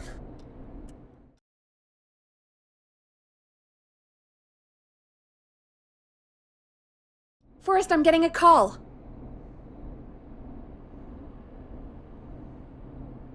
Are you sure you can't? What's happening, Peggy? Alex was too far away, too slow. The plant burned down. It collapsed. So Murphy is... Poor Fernando is gonna be crushed. This father died a hero. He was just trying to protect the town. That's actually pretty nice, Forrest. Murphy, I promise we will stop this. For you and for Fernando. Peggy, it's going to be all... Forrest, we have another caller. Let's not waste time. All right, folks. Another of our good citizens is on the line. Let's see what they have to say. Welcome to 189.16 The Scream, with me, your host, Forrest Nash. Forrest, Teddy Gallows Jr. here. I just want to say that my thoughts and prayers are with my Gallows Creek neighbors during this awful time. Oh, it's mayoral candidate and scion of the town founders, Mr. Gallows. Are you in danger? We need to be a town of law and order. We need cops who have the tools and funding they need to keep us safe. Okay, Teddy. I know you're an outsider to our little town here, Forrest. But you're really stepping up to bat for us all tonight. I just want to say thank you for taking a swing for Gallows Creek. Jackass. I want to make sure I get this out on air to all of Gallows Creek. You're a real prick, Teddy. I just want to make sure our town is safe and prosperous. That's why the Gallows Family Factory, founded by my father, Theodore C. Gallows, God rest his soul, which employs over 200... Teddy, unless you've got an emergency, I'm cutting you off. You know what? I do have a problem. A problem that's ruining our town. You know what it is?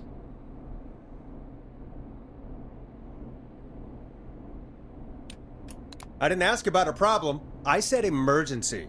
The problem is that woman, our current mayor, Linda Cartwright. Oh, here we go. She just isn't one of us. Linda Cartwright is un-American, unstable, and... You're not better than anyone, Teddy. Just because you inherited half the town. Your producer sounds a little unstable, too. Don't you dare speak to me that way. Cut him off, Peggy. I can guarantee this kind of thing will not happen when I take office. The moral decay of... And that's enough of Teddy Gallows Jr. for one lifetime. I always feel disgusting after hearing him talk. Just play an ad, Forrest? I need a minute. We'll be right back after these messages.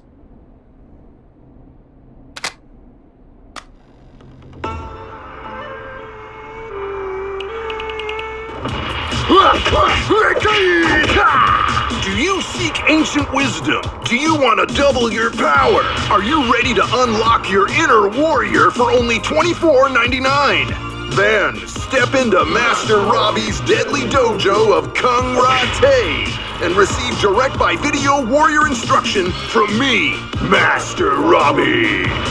You will learn the 4 qualities of an ultimate conqueror. The power of the alligator, the discipline of the tarantula, the speed of the tuna, the poise of the scorpion, and the wisdom of the bullfrog. Using classified techniques, I'll unlock your inner chi after only 5 30-minute video sessions. Ultimate power and wisdom can be yours now for the low, low price of only $24.99. Just call 555-7861 USA to take your first step to becoming a champion.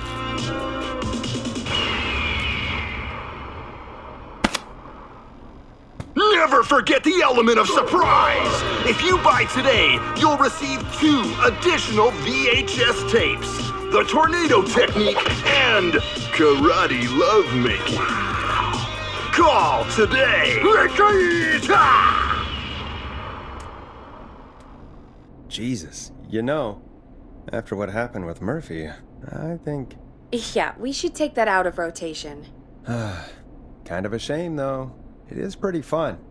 Yeah, I bet karate lovemaking sure is something. Is Forrest Nash at a loss for words? Let's just get to the show. Apologies, folks. We must have left that tape in rotation by accident. I think it's fair to say that's one deal you can skip. But what you can't skip is what our next caller has to say. Caller on line 1. Hello, caller. You're live on the stream with me, Forrest Nash.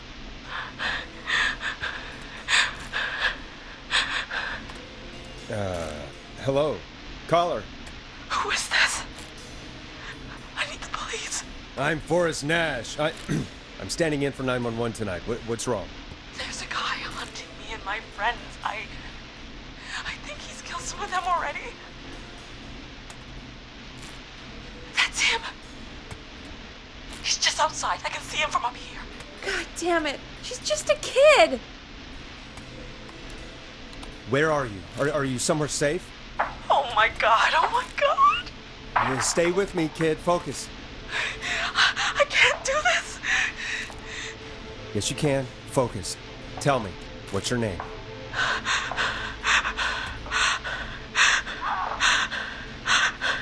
Sweetie, you can do it. What's your name? Carrie. Good. Carrie, listen to me. We're gonna get you out of there. All right? Now, where are you? The old murder house. Upstairs. I'm at the end of a hall. There's a bathroom, a couple bedrooms, a closet. Oh, he's coming. Where should I go? Go to the closet. Okay, I'll...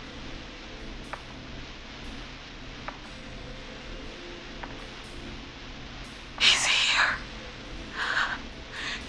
He's here. He's gonna kill me. Forrest, I don't think we can... Don't move!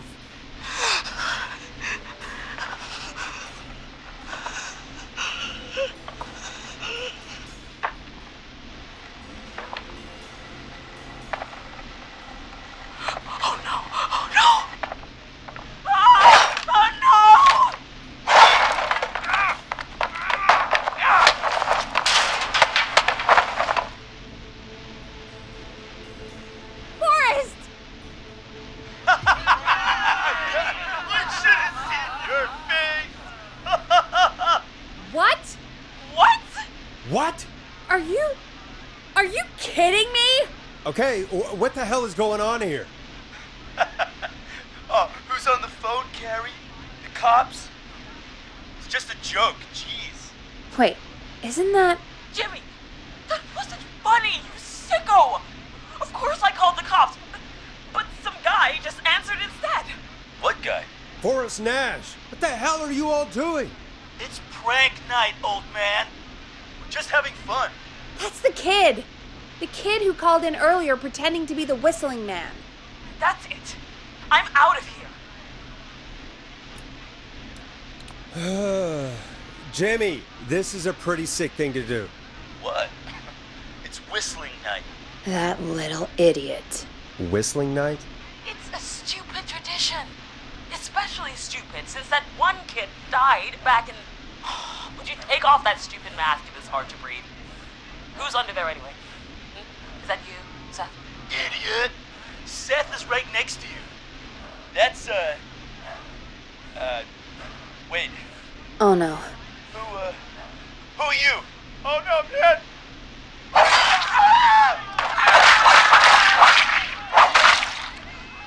Everyone, get inside!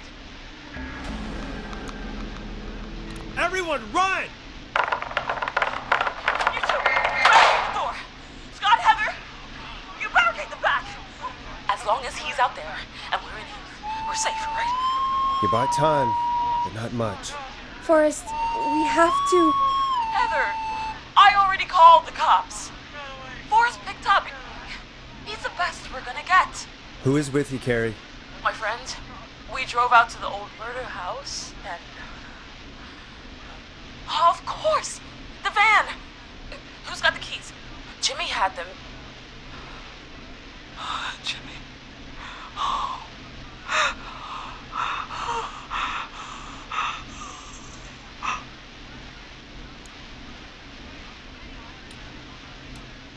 I'm sorry about Jimmy. Thank you. This is crazy, Forrest. We'll figure something out. Between all of you, there's gotta be a way to beat this. Just sit tight, okay? Heather, shut up. If we do that, we're gonna get killed. If only Jeannie were here. Jeannie? Jeannie McPherson? Our intern Jeannie? Yes. She's my best friend and the smartest one out of all of us. She stayed in tonight. Forrest, listen. We'll see what we can come up with, and, What? Scott, you're not any good at... And... No, Chad. Out of all of us, you're not the one to... Everything okay? No, we're figuring out a plan, but everyone's volunteering to do things they're just bad at. I think we can figure out what to do, but I don't think we can agree on who should do what. I think you'll have to be the tiebreaker, or else these idiots are gonna get us killed. But Shut up, you... Ugh. Forrest, I'll call you back. But I don't know anything about your friends. Ugh, these damn kids never learn. Breathe, Peggy. It's okay. Ugh, they do this kind of thing every year, Forrest. People get hurt. All right, folks. We're gonna work out a way to save Carrie and her friends. This next one goes out to all the trapped kids out there.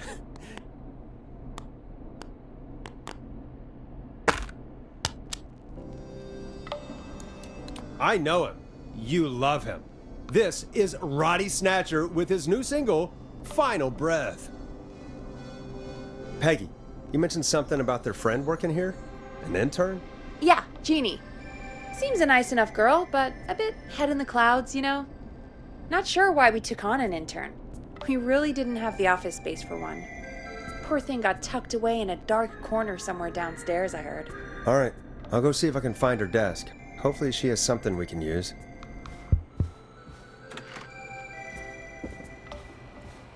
Peggy said her desk is downstairs.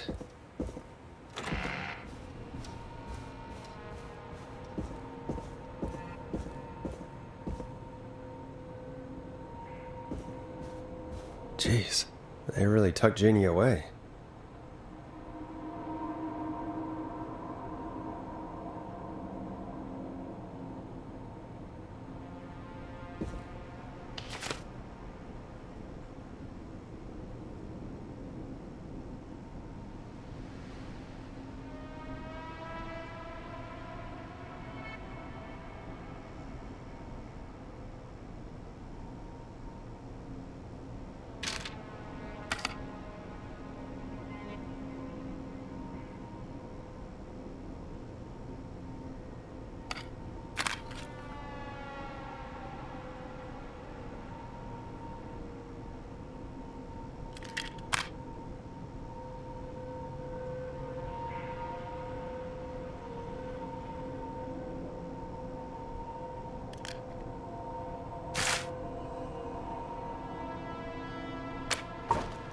Friendship quiz.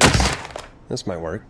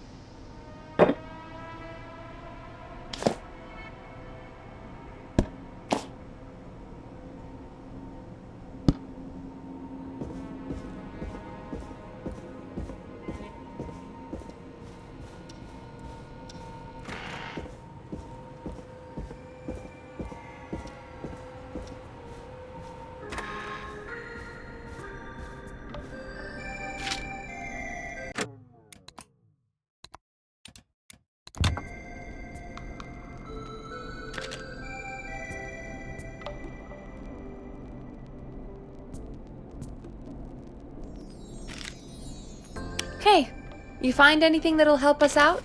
Yeah, I found a friendship quiz with all these kids on it. If you think that'll help, then good enough. Carrie's on line 1, whenever you're ready. When you're ready, shut the music off. This is Forrest Nash, back again with an unlucky caller on this unlucky night. Carrie, are you there? Yes, we've got a plan, but we can't agree on who should do what. You want me to be the tiebreaker? Exactly. I'm ready. What's the first step? Okay, first things first, we'll need a spotter. Someone who can keep an eye on the killer. We'll need someone on the roof. It's gonna be a hard climb. We're deciding between Heather, Kyle, and Hot David.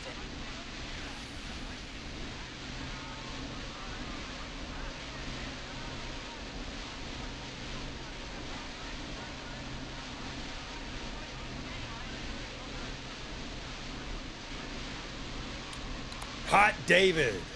Hot David, I don't know if running up the roof is really possible, but I guess we'll see. Part 2. The Whistling Man padlocked the gate back to the road. Before we drive out of here, we need someone to pick the lock. Seth, Jennifer, and Scott all want to do it.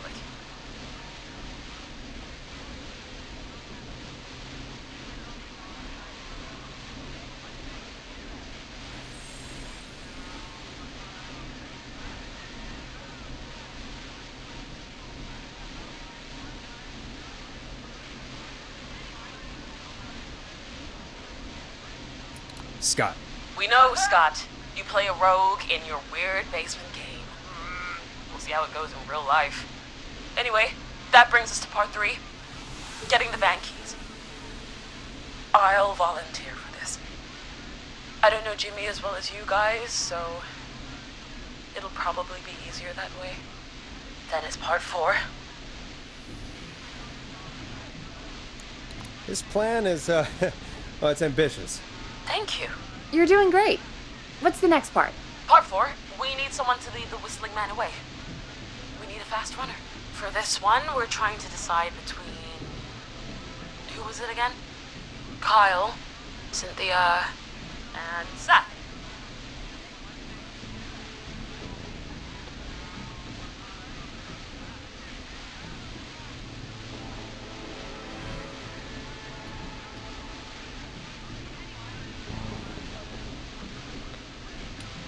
Seth.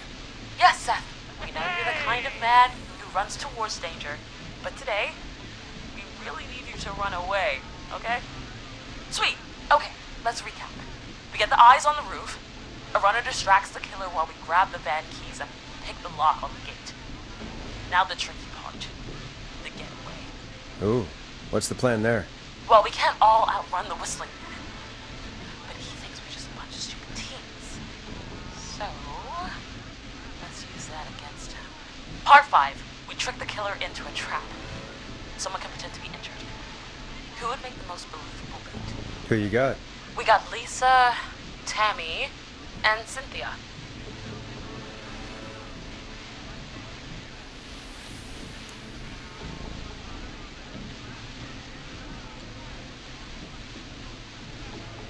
Cynthia. Right, Cynthia. You'll do. That should take care of the killer. And then it's time to get out of here. Finally, part 6. We need someone who can drive us through the woods and back to Gallows Creek alive. Who's our getaway driver? Should it be... Who have we got? Chad, Jennifer, Tammy, whatever. Forrest, you know what to do.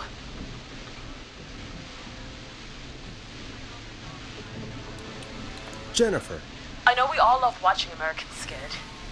Yes, yeah. Just do what they did in the movie. Thanks, Forrest. We'll just take a few seconds for ourselves, and then it's go time. Sounds good. Talk to you in a sec. Good luck, Carrie. That actually sounded like a pretty good plan. I hope you're right. Yeah, let's hope.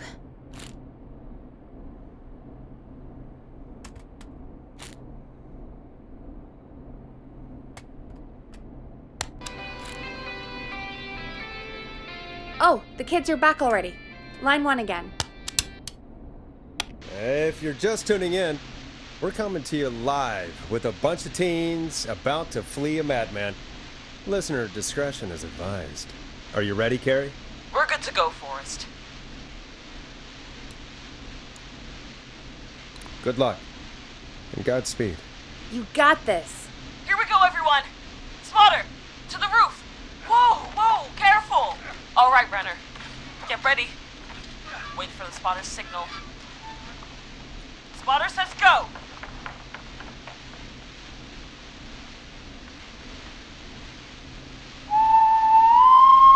Mate. Lockpicker, go. I'll get the keys off Jimmy.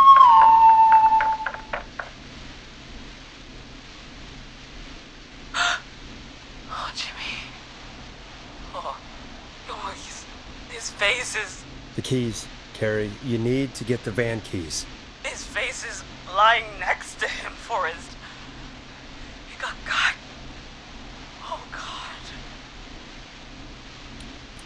His face got cut off?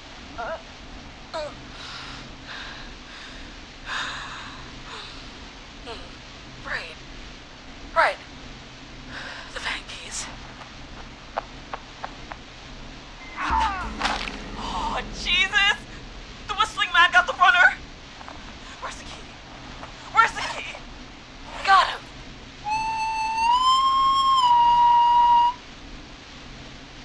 God, hurry up, lockpicking! Oh my God! Oh. Oh. Oh. Oh. It's going terribly! You have to keep going. Don't give up, Carrie. Don't give up. Right. We just gotta keep pushing on. Time to trap the killer. All right. Bait. Get into position. Everybody else, hide.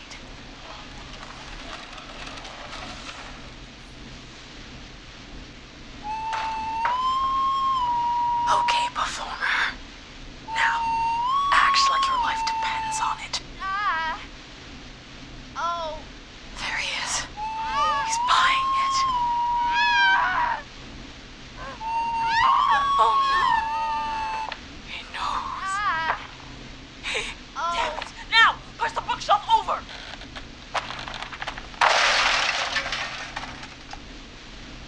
Oh my God, they both went through the floor. Spotter! You need to climb down now. We gotta go.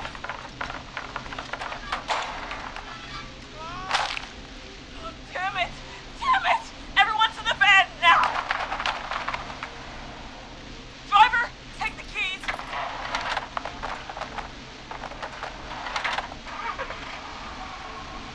Goddamn gate's still locked. We're gonna have to ram it! Carrie? Oh, what was that? It's the whistling man! Drive! Now! Hold on!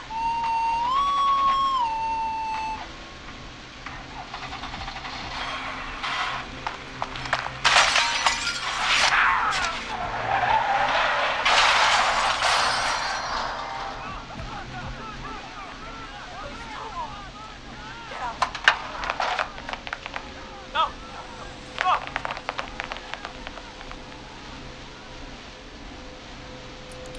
Carrie! Carrie! Oh, we crashed. Everyone ran. My leg's trapped. Forrest.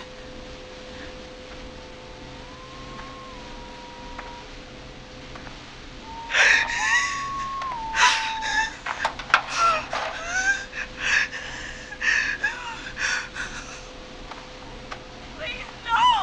No!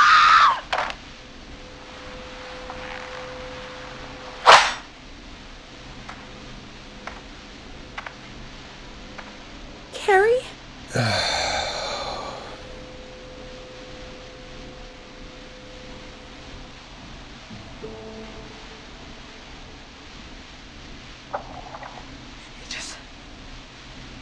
He just stared at me. Carrie! Carrie? He just stared at me and got my leg out. I don't understand. Thank God you're okay. Can you get somewhere safe? I can make it home. Thank you both for helping. If you hadn't, I guess the plan was just... I'm sorry about your friends, Carrie. Thanks. I need to get home. Breathe, Carrie. You're okay now. I'll call you when I'm somewhere safe. Talk to you then. Folks, that was a lot. Our thoughts go out to the parents whose kids won't make it home tonight.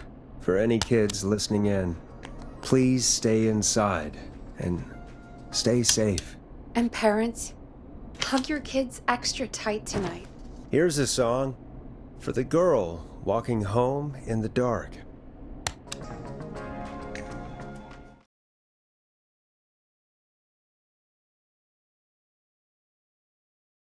Hey, we had a call come in. Forrest Nash here. Listeners, we've got another caller live on 189.16, The Scream. What's on your mind, caller? Hey, Forrest. I just wanted to phone in and say that I think I speak for everyone when I say that you're providing a real service for Gallows Creek tonight. It's cool what you're doing, man. Well, I'm just doing my job, friend. Anyway, tell me about yourself. What's your name? Are you keeping safe tonight? Yeah, man, I'm good, thanks. I'm at my roller rink, trying to get everything ready for the Harvest Festival tomorrow. I had a guy from Starling Security here earlier installing the Starling 4000 system, so I'm a little behind. As for my name, my friends call me Roller Ricky, and I now consider you a friend, my man. We're friends now, huh? Well, that's kind of you to say. Thanks. Yeah, man. Sounds like roller skating is more than just a job to you. So is this vocational? I wasn't always Roller Ricky. Once upon a time, believe it or not, I used to go by just Ricky. Yeah, back then, things were pretty rough. I used to roll with a bad crowd. Not all bad, but there was one guy. Anyway, some bad stuff went down. I harbored a lot of guilt for a long time and turned to the bottle. I didn't really talk about it or even know how to talk. It's just how it was. That bottle took the best years of my life. Or so I thought. It's never too late, Roller Ricky. How did you turn things around? I joined a support group. I opened up about my problems. Sharing that burden just took so much weight off. It's a long story from there, but I found roller disco. I learned how to have fun again, cutting loose and making shapes. Now whenever I get down, I get down. I'm finally free from it all, man. It's important just to talk to somebody. That's the first step. Ain't that right, Max? Aw, hello, Max.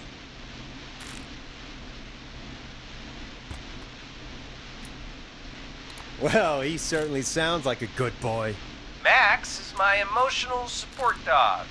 He's a rescue dog, but I always say he's the one that rescued me. He's the best dog a guy could ask for. Of course, the first thing I did was teach him how to skate. He's better than me now, a real pro. Max can skate? Yeah, man. At first they said it couldn't be done, and then they said it shouldn't be done. But Maxie loves the rink, man. Is that another train, Maxie? Maxie loves trains, man. He's even got that special how to greet them. It sounds like you two make a great pair. Maxie appreciates all the positivity you're throwing out, my man. You know, I'm actually hosting free skating lessons tomorrow at the festival. I think it's a great opportunity to give back to the community. Man, all this talk of skating's got me itching for a boogie. Before I switch my radio off for the night, could I request a song for us? Something I can groove to, you know, something funky. It'll be me and Maxie's final boogie breakdown tonight. Then I think we'll take it down a level. I can do that. Thanks again for calling. You and Max, be safe now, okay?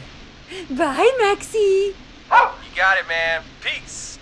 Well, folks, this next one goes out to Roller Ricky and Max. Enjoy.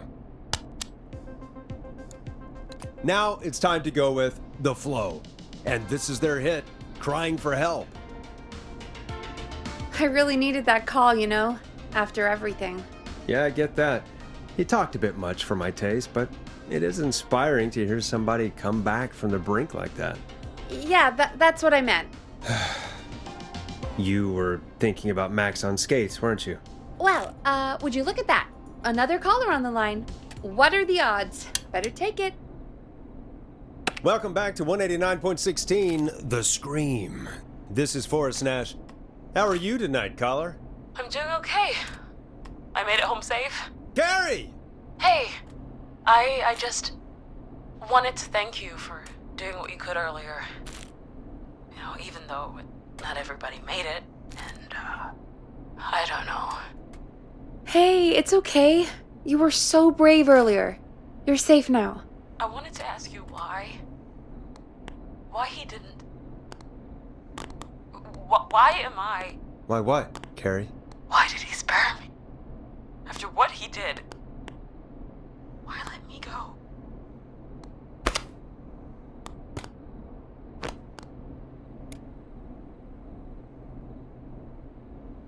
Maybe he only wanted to hurt the pranksters. Maybe. Did he just think everyone was making fun of him? Did he always hate these hazing rituals? I mean, if he did, why wait all these years to... Why do this now? These stupid hazing nights have to stop. Carrie, you did so well tonight. Stay safe and rest. Help is coming to Gallows Creek. We just need to hold on. Thanks, Peggy. Hey, Forrest? Could I request a song? Of course, Carrie. What song? Any song by Blast Processor. And thank you.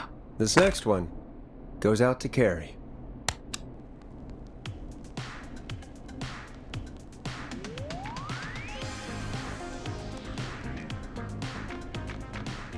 You know, what Carrie just said has really got me thinking.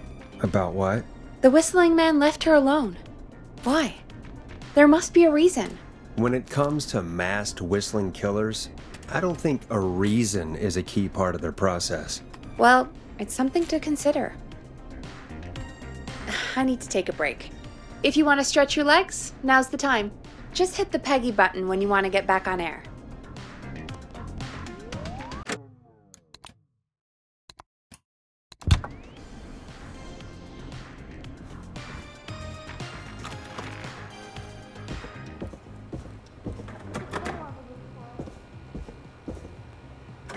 Not getting in there tonight.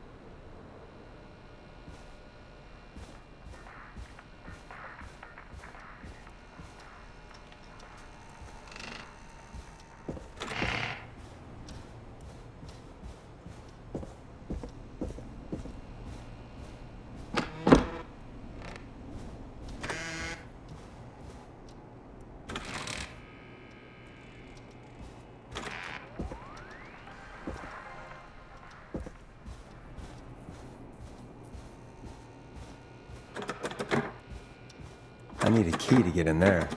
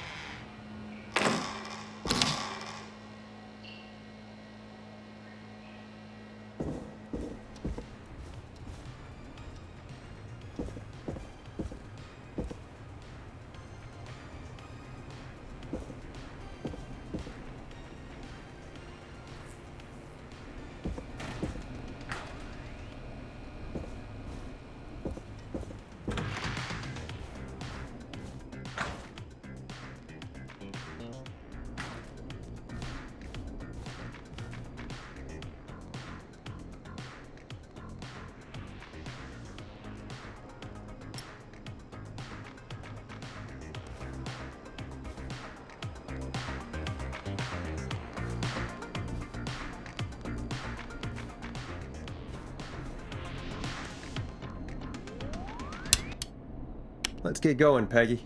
Alrighty, we could run another segment or... Scratch that, Forrest. We have a caller. You're through to 189.16, The Scream. What's your emergency? Hello again, Forrest. Oh, that call with the teens was awful. Those poor kids. Still, I'm glad the girl didn't get hurt. Thanks for your concern. Are you in trouble? What's on your mind?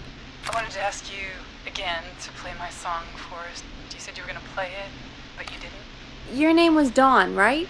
My Peggy, yes. Oh, well remembered. My name is Dawn, and I wanted to ask you again to play my tune, Forrest. Long Ride Home? You know, the one that Peggy said she threw outside the window?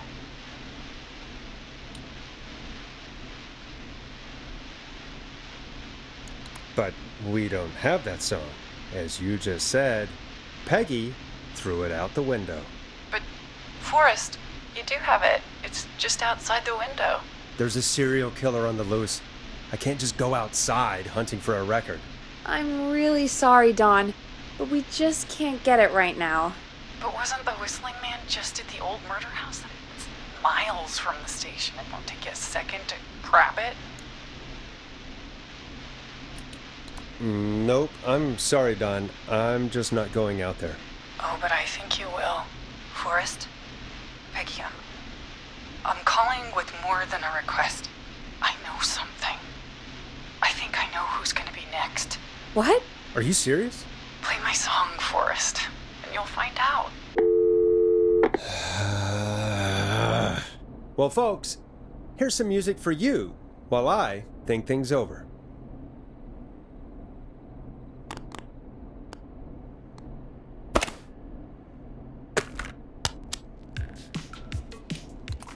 Is she serious, Peggy? She's serious about hearing that song, that's for sure. Peggy, I mean, is she serious about... I don't know, Forrest, but we don't really have a choice, do we? If she's telling the truth... All right, I'll do it. You're a good man, Forrest. I'll slide you the key to the fire door. Wait. Our fire door has to be unlocked? Yeah, you know, I never thought about it, but yeah. We should talk to Reggie about that later. Anyway, I'll hold the fort down while you're out. Maybe I'll even get a caller. That could be exciting. 189.16, The Scream. With me, Peggy.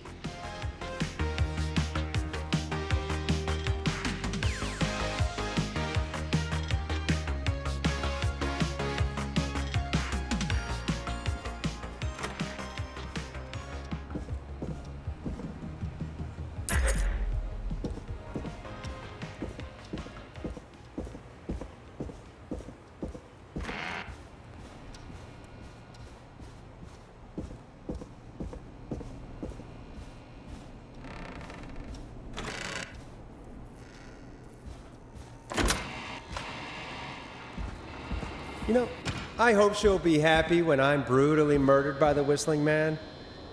Out here, in the open, alone.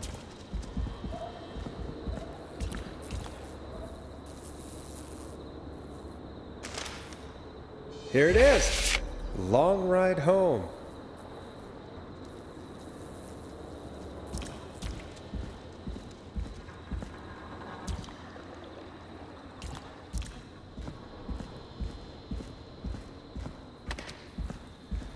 Of course, it locks behind me.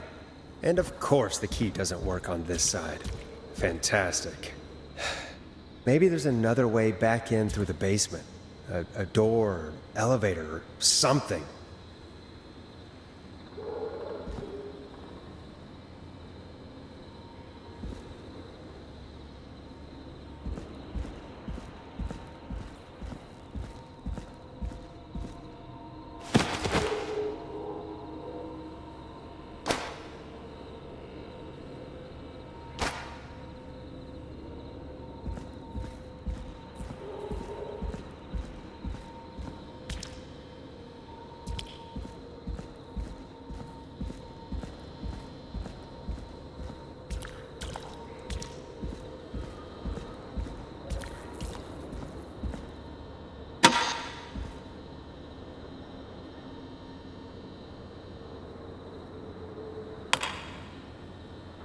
Looks like I'm gonna have to hunt around for some new fuses.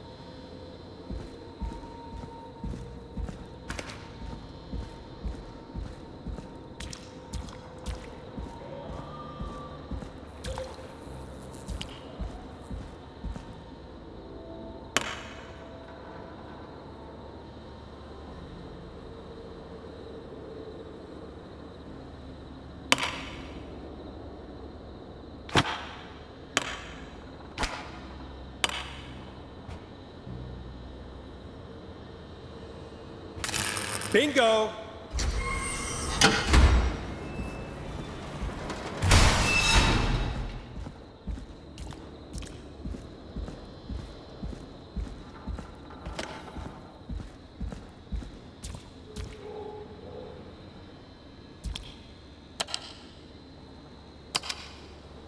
I could probably survive that fall.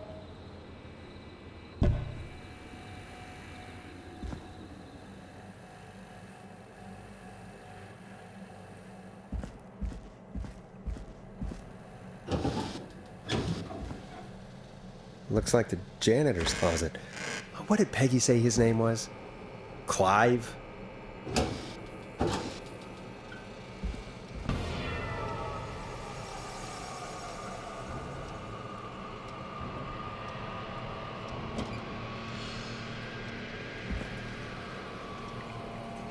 What the hell? Peggy is not gonna believe this.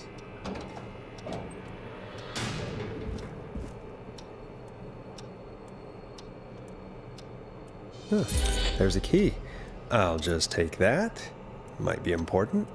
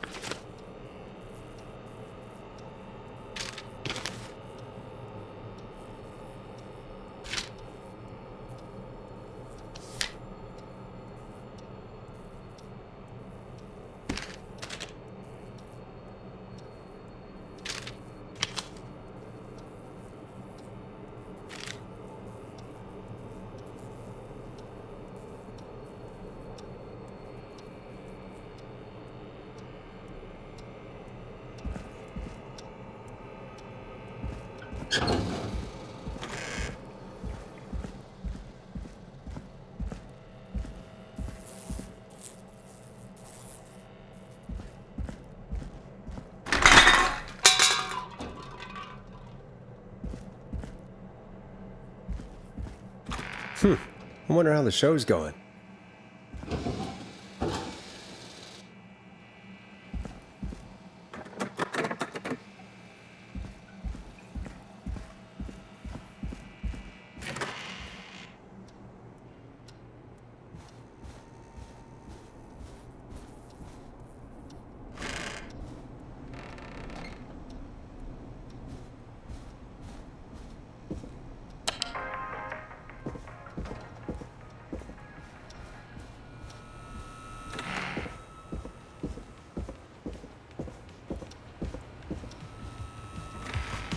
Isn't that such a good song, folks? And now for... Jesus, Forrest, you've been gone for ages. I thought something had happened. Something did happen. Clive, the janitor, might be Clive, the murderer. What? I'll start from the beginning. The fire door locked behind me.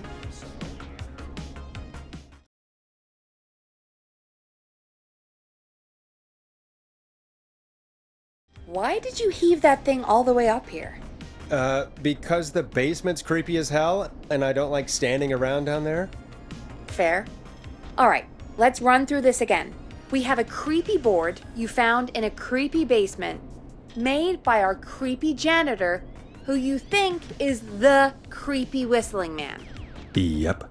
And on the creepy board are the names Chuck Brody, Kim Walker, Rebecca Allen, and Aunt Williams. Correct. And you think one of these people will be the whistling man's, Clive's, next target. That's right. And we've got to find them. You said there are 4 locations listed there too? The hospital, the power station, the gas station, and the trailer park. Clive must think the target is at one of those locations. Forrest, you're gonna have to figure out if any of the potential targets are at one of these locations tonight. Hit the button if you need any help.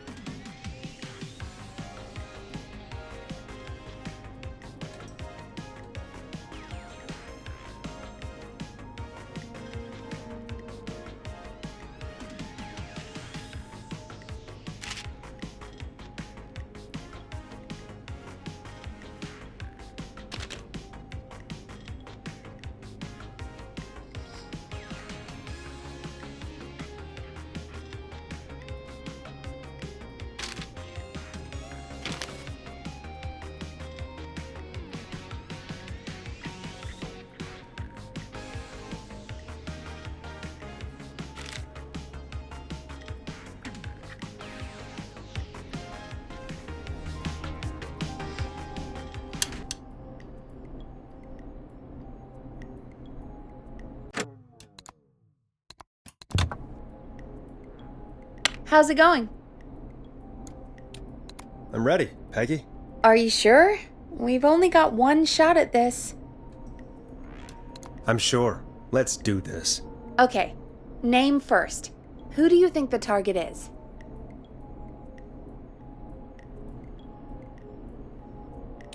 Rebecca Allen.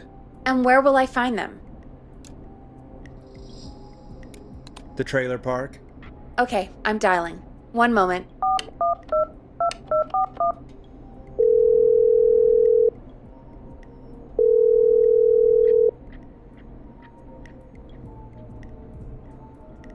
Forrest, I'm through to the trailer park, but they say there isn't anyone by that name there. What? Then who? Jesus! It sounds like something blew up! He's using bombs now? Oh my god. The call board, one moment. Forrest, I'm getting so many calls. Just let me... I'm gonna take us off air for a moment. Peggy, what's happening in there? Peggy! I'm back. He blew up the gas station, Forrest. Okay. I spoke to the fire department and the hospital. The fire department is useless now, as you know. And, the hospital's only ambulance was at the gas station. Forrest, you've got to say something on the radio. You have to tell the town. I'm putting us back on air. Now. Gallows Creek. I don't know how to tell you this, but, the gas station's been bombed. Please, everyone, stay safe, stay inside, and... Oh, just bring us into some music, Forrest. Here's some music while we regroup here on KFAM 189.16, The Stream. A classic backed by popular demand. This is Long Ride Home by the Barn Finds.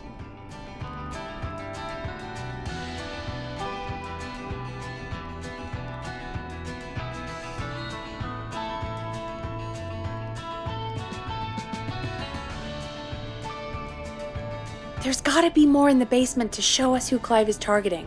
And if that's the case, we can get ahead of him. Stop the killings before they can happen. Forrest, we need to go back down. By we, you mean me, right? Yep. Like I said, I need to handle all these calls. Maybe start with that creepy mannequin room you mentioned before. I still have a lot of questions about those, by the way. Me too.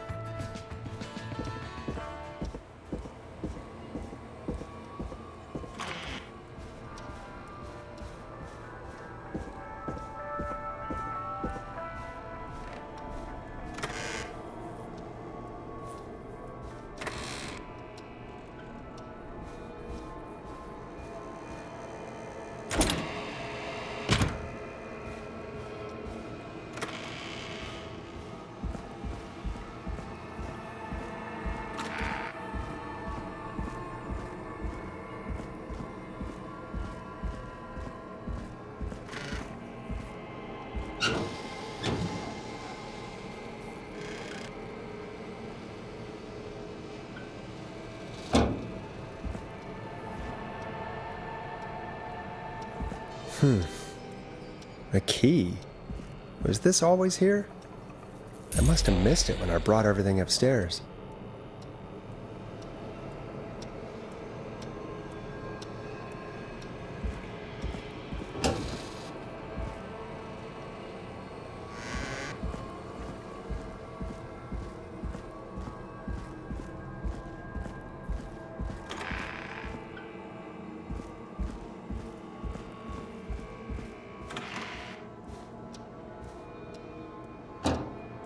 Needs a key.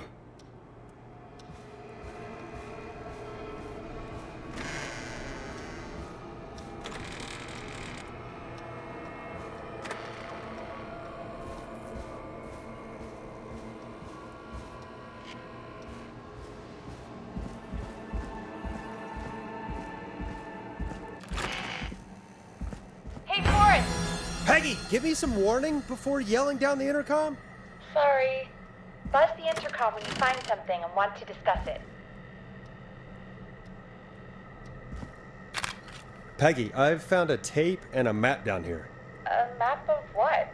Looks like it might be to somewhere in this storage area. Weird. Well, maybe the tape will give us more information. Give it a play.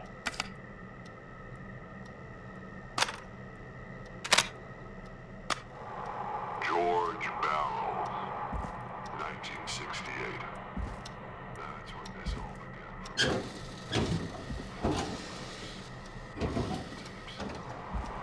I'll be waiting. Wait, George Barrow? We all heard that he drowned after a night out drinking. Was it actually Clive? Has Clive really been the whistling man for that long? He says I need to follow the maps and find the tapes. I guess that's what this map is about. I think we need to see what else is hidden down here. Be careful, Forrest. Keep looking. Buzz the intercom when you found something.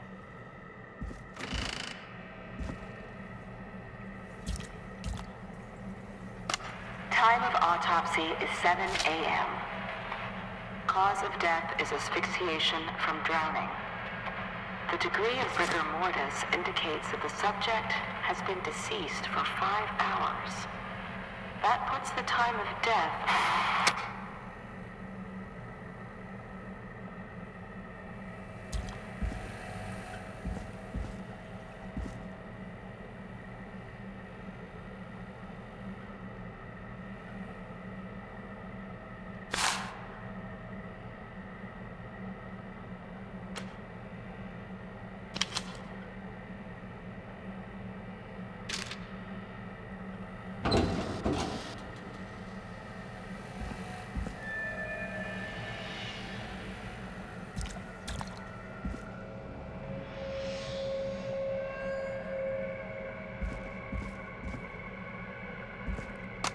Small lacerations to arms, legs, and face, typically obtained by running through foliage. Severe blistering to the feet, as though the deceased had been running without stopping. This looks useful.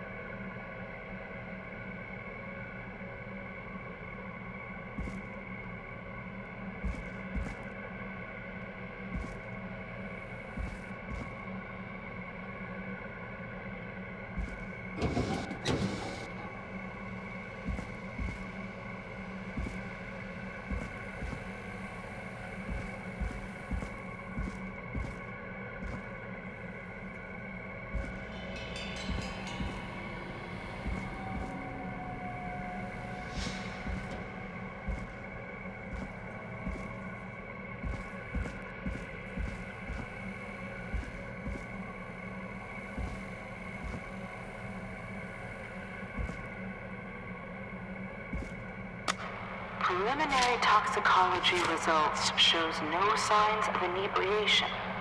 However, a high amount of cortisol was found, indicating elevated levels of stress in the immediate moments before death.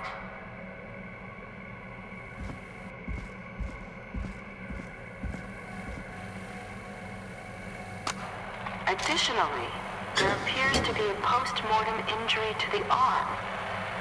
It looks like it was trapped in a car door.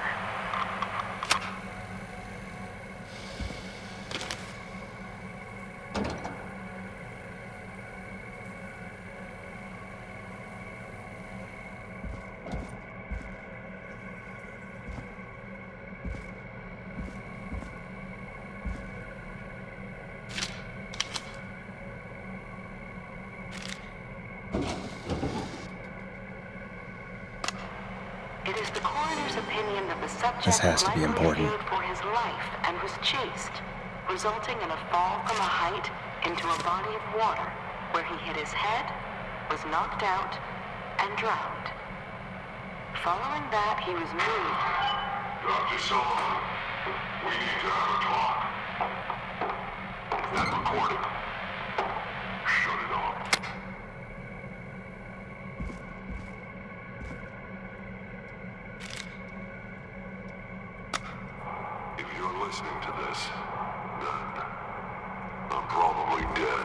What the? I'm a man who likes to stay informed. Ooh, a new vinyl for my collection. Subscriptions to newspapers all over the country. A few weeks ago, I noticed headlines cropping up in those papers, one after the other. Each headline about a murder. Each murder, the death of someone I knew almost 20 years ago. And each one drawing closer to Gallows Creek. Drawing closer to the anniversary. None of us are innocent, but I don't think we deserve killing. All I hope now is that I can save some folk from the worst, and I can, I don't know, do something to make up for what I did back then, I guess. I didn't kill anyone, mind you, but that's past mattering. Now, there's more I could say than I should say, but my employer made it clear that my family would pay a high price if I ever spoke out.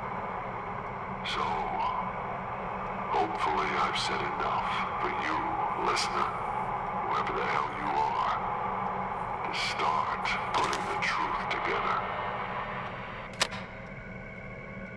What the hell? Peggy is not gonna believe this.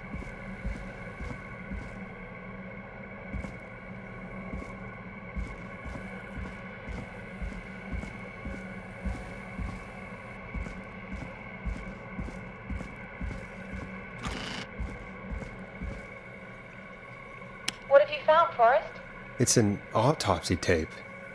Doesn't say for who, but I think it must be for George. Poor George. He was so young. Something's bugging me, Peggy. What do you mean? I swear I recognize the voice of the woman talking on the tape. I just can't place it. Seriously? Do you think you've met her before? I don't know. I mean, I just got here recently. I don't know. Found another tape. It talks more about how George died. What did it say? It sounds like he was running for his life. Sprinting through trees and bushes, getting cut up all over. What would drive someone to do that? I'm not sure yet. There's also a tape about a toxicology report. There were no signs of drinking or that he was on anything. What? But everyone said he went swimming drunk and drowned. It was in the newspaper and everything. I found a written autopsy report. What does it say? According to that, it's just like you said at the start. George drowned after getting drunk. Said he liked to fight, too. But that contradicts the tape. I know. And I think I know why. There's a note with the report that says, "I'm sorry I made you do this, Virginia." If it was on the autopsy report, then Virginia must be our coroner. Wait, the caller from earlier, when we had to call the takeout restaurants, wasn't her name Virginia? If only she had made it. Then we might have learned more about what's going on. It's okay. We did what we could. The takeout idea was a long shot as it was. I found a tape that introduces a new detail to the story. Post-mortem injury. Apparently, his arm got caught in a car door. A car door? Yeah, after he died. How do you suppose they can tell? How can they tell? I'm a radio producer, not a coroner. The written report I found doesn't mention it at all. How did his arm get trapped in a car door after he died? Unless he got it when the police collected his body? I guess someone else must have moved him, after he was dead, to where he was eventually found. But the report, what is going on here? I found a police report. Mentions a friend from earlier, Sandra Sharp. Sandra. The jazz runner? That's right. She found George's body washed up at the reservoir. The reservoir?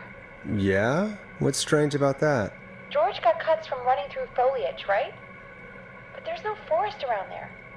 Also, how did it wash up at the reservoir? What do you mean? Reservoirs don't have tides. But that's what the police report said. It's not possible, though. I did a school project on reservoirs and got an A. But Yeah, not important right now. The important thing is that it doesn't make sense. What are you suggesting then? That the body was originally found somewhere other than what the report suggests?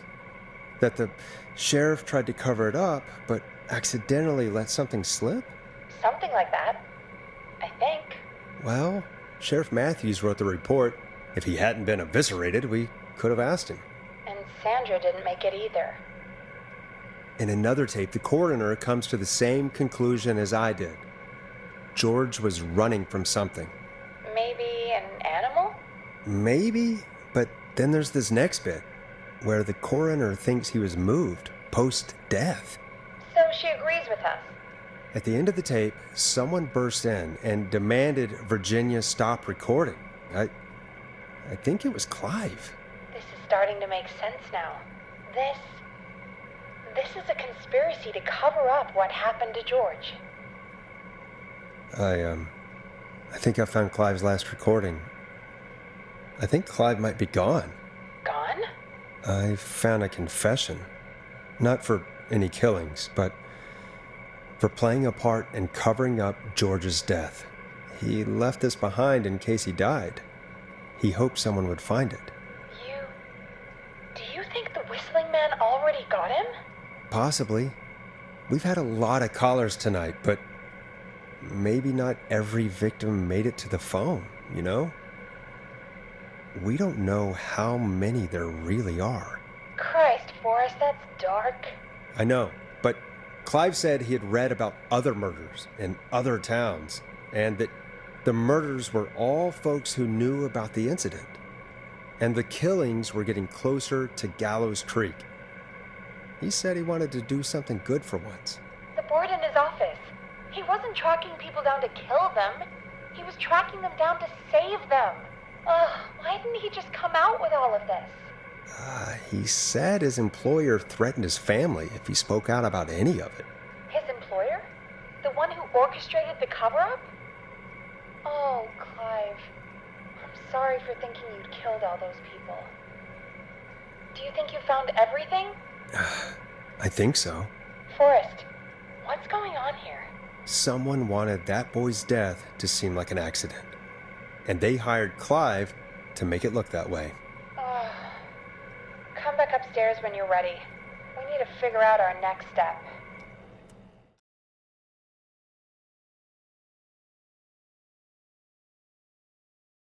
Thank God you're back, Forrest. I've been running out of stuff to pad our airtime with. Peggy, you work in radio. Forrest, I'm stressed. I mean, really. How are we supposed to keep a show going with all this happening? This is our job, Peggy. We gotta do it. You're right. So, what's the plan now? If only Sandra had made it. We could have talked to her, too. I'm sorry we didn't save her. It's not your fault. Looks like we've got a call coming in. Welcome to 189.16 The Scream, with me, your host, Forrest Nash. Hi, Forrest. I know this is really out of the blue with everything happening tonight, but I wondered if you could send a special birthday message to my uncle. You know what? I'd welcome a change of pace. I'd be glad to. Thank you, Forrest. He's my Uncle Ronnie. His first name's Peter, but he never liked his name. But since he always had salt and pepper hair, even as a kid, can you believe it? Folks always called him Pepper. Thanks for the history lesson. Is there anything besides happy birthday you would like to say to Mr. Pepper? Oh my God damn it! Yes! Tell him he can get the best birthday deals and party packages here at Putney's Pizza. Starting at You son of a bitch! Stop calling us! Sorry, Forrest. Let's just move on. We've already got another caller on the line. This is 189.16 The Scream. I'm Forrest Nash. You're on the air, caller.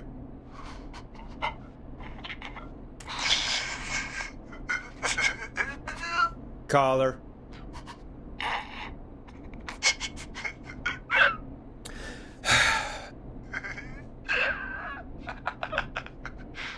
Ponty.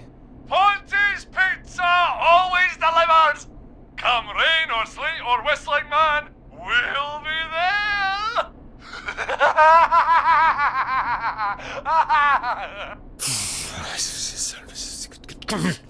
Forrest? Forrest? Are you okay? Forrest? I hope the Whistling Man gets in with his own pizza slicer. Jesus, Forrest? Sorry, that was too much. It's okay. It's been a high-stress night. Don't worry about him anymore, okay? Not for tonight, anyway. I think he's spent for now. We've got another call, whenever you're ready. Folks, don't spend your money at Ponty's Pizza. That's all I'm gonna say about that. Moving along, I'd like to welcome another caller to 189.16 The Scream. With me, Forrest Nash. Who may I say is calling? Well, hello again, Forrest. Don, we played your song, Long Ride Home. Did you hear it? Can you tell us? Never mind that now. First, I'm calling because I need your help. Don, we had a deal. Kept my end. Who is the next target? Oh, it's too late for that now. I'll be the judge of that. Oh, fine. Chuck Brody was the next target, but that ship sailed. How did you know it was Chuck? Well, if I tell you, I might just put more people in danger. People are already in danger. This might help. Forrest, I don't have time. I need your help. Do you mean Yes, he's after me now. you? I think so. He must have heard me on the radio helping you. Right. Okay. Tell us everything. I was out following a lead, trying to work out who would be next, after Chuck. And what happened? And I started to feel like I was being followed. I came back to my apartment building, but this newfangled security system has me locked out. I need you to help me get inside. Can a neighbor let you in? I only moved in last week. I don't know anybody yet. There's not even a buzzer here, only the keypad for the entry code. I need that code to get inside. Which apartment block do you live in? Maybe one of our listeners lives there too. It's the New Woodside apartment building between the town hall and the trailer park, but I doubt any of your listeners live there. I don't have many neighbors. Sounds like a prime piece of real estate. The sound really carries at night. Shit.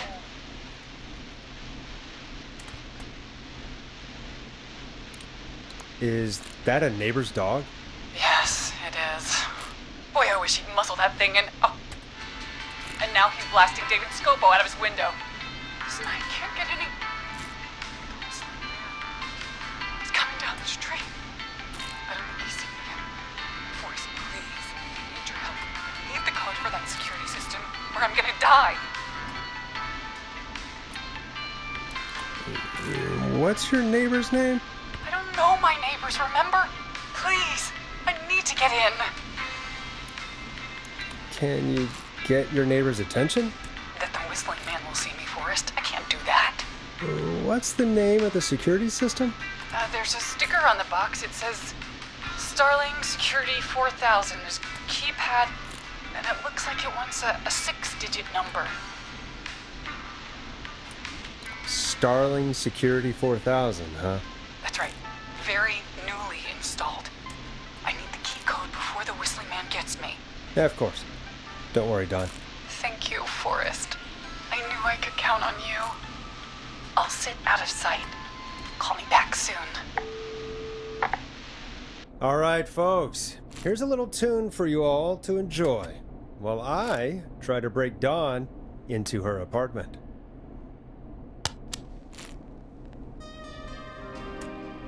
Coming up for your listening pleasure, it's Caged Tiger with their single, One Last Goodbye. You were pretty quiet there, Peggy. Forrest, was it just me, or was there something... Yeah, it wasn't just you. Something was weird about that. Yeah, well, Tell you what, we have a Starling 4000 or whatever here at KFAM. Clive bought one for the station. Maybe we can find something to help. Well, I'm not sure who, but to help someone.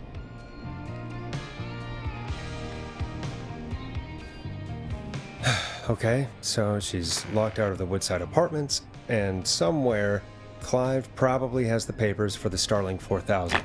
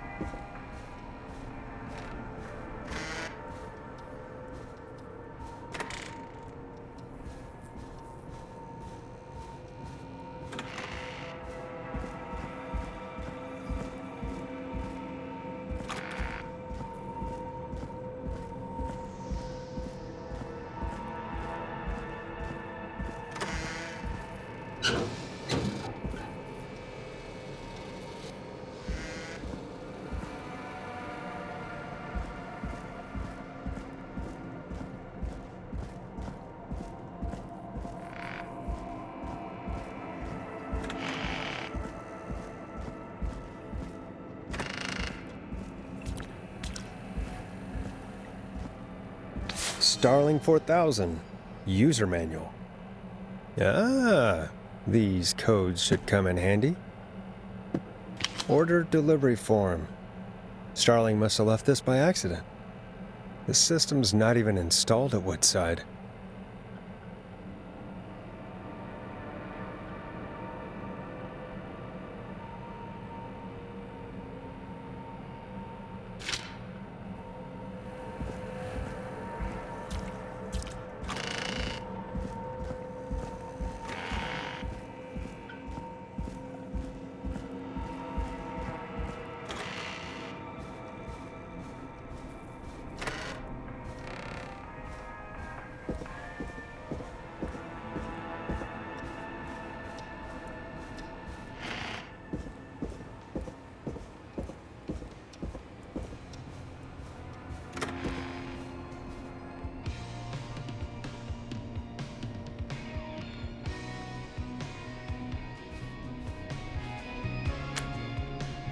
Welcome back, Forrest.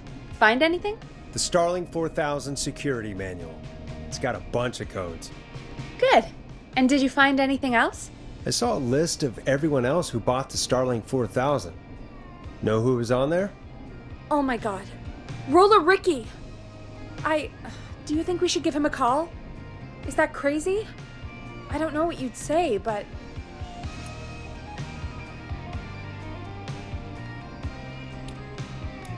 Just put me through to Don. I'll take care of this one way or another. Okay, if you say so. Line 1, whenever you're ready. Don, are you there? This is Forrest Nash from 189.16, The Stream. Oh, thank God you're back. I'm so afraid. What's the code to the gate?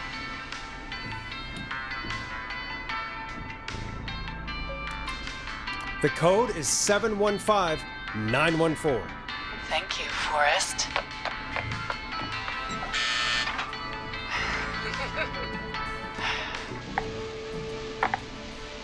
Forrest, what did we do?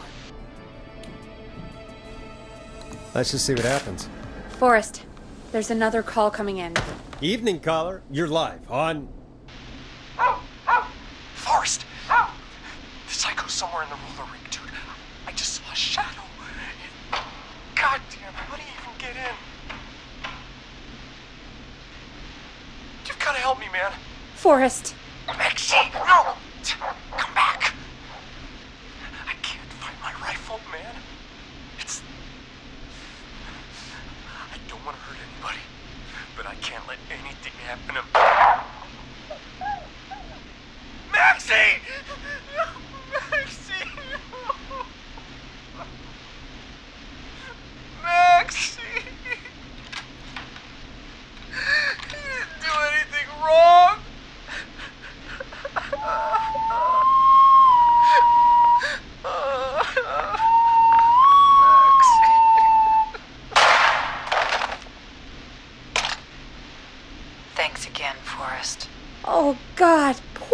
Ricky. Okay, Gallows Creek, here's some music while we process what just happened.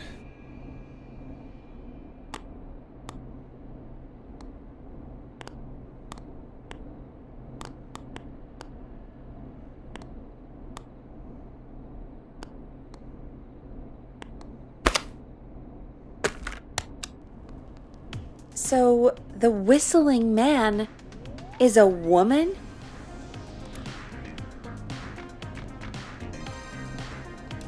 I know. I can't believe it. She called up. You spoke to her multiple times.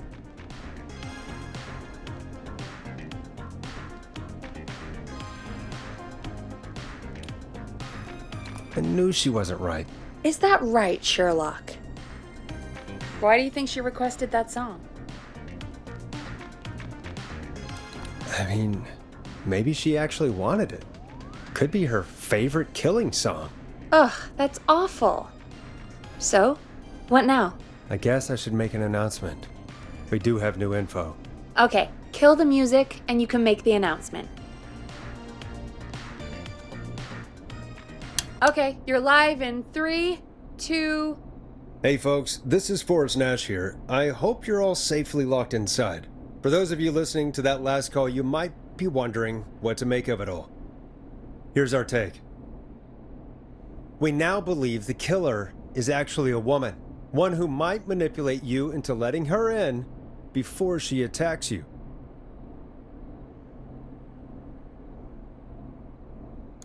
We're neighbors. Look out for each other and stay safe.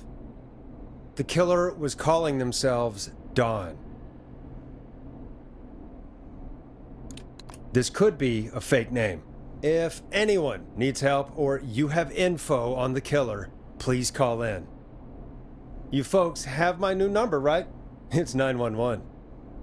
Hopefully, our next caller can help shed some light on our killer. Hey, we had a call come in. Okay, folks, time to take a call. This is Forrest Nash, and you're listening. Please help me. My name is Casey Moore. I'm at 25 Nancy Drive. My best friend's been stabbed. He's bleeding everywhere. I don't know what to do. Please help me. Somebody's been stabbed? Can you tell me what happened? We'd been out at the reservoir. We were heading back to his place when we heard this whistling all of a sudden. He just started freaking out. He screamed at me, told me to hide. I'd never seen him like that, and I just panicked and ran and hid in a bush. Oh no. Forrest. Then what happened? He went up the road and talked to someone. I couldn't really hear or see anything. It sounded like he might have known the person, and they just stabbed him. Casey, was his attacker the whistling man? The who? They had a mask and wore all black? That's all I know. Please, we need help here. I'll get you help, but I need to know. Where did the masked person go? They left. They left him to bleed out. I waited until they were gone, then dragged him into the garage and called 911. Wait, why didn't she make sure he was dead? I don't know. I think I heard them say something like, "It's not so funny now, is it?"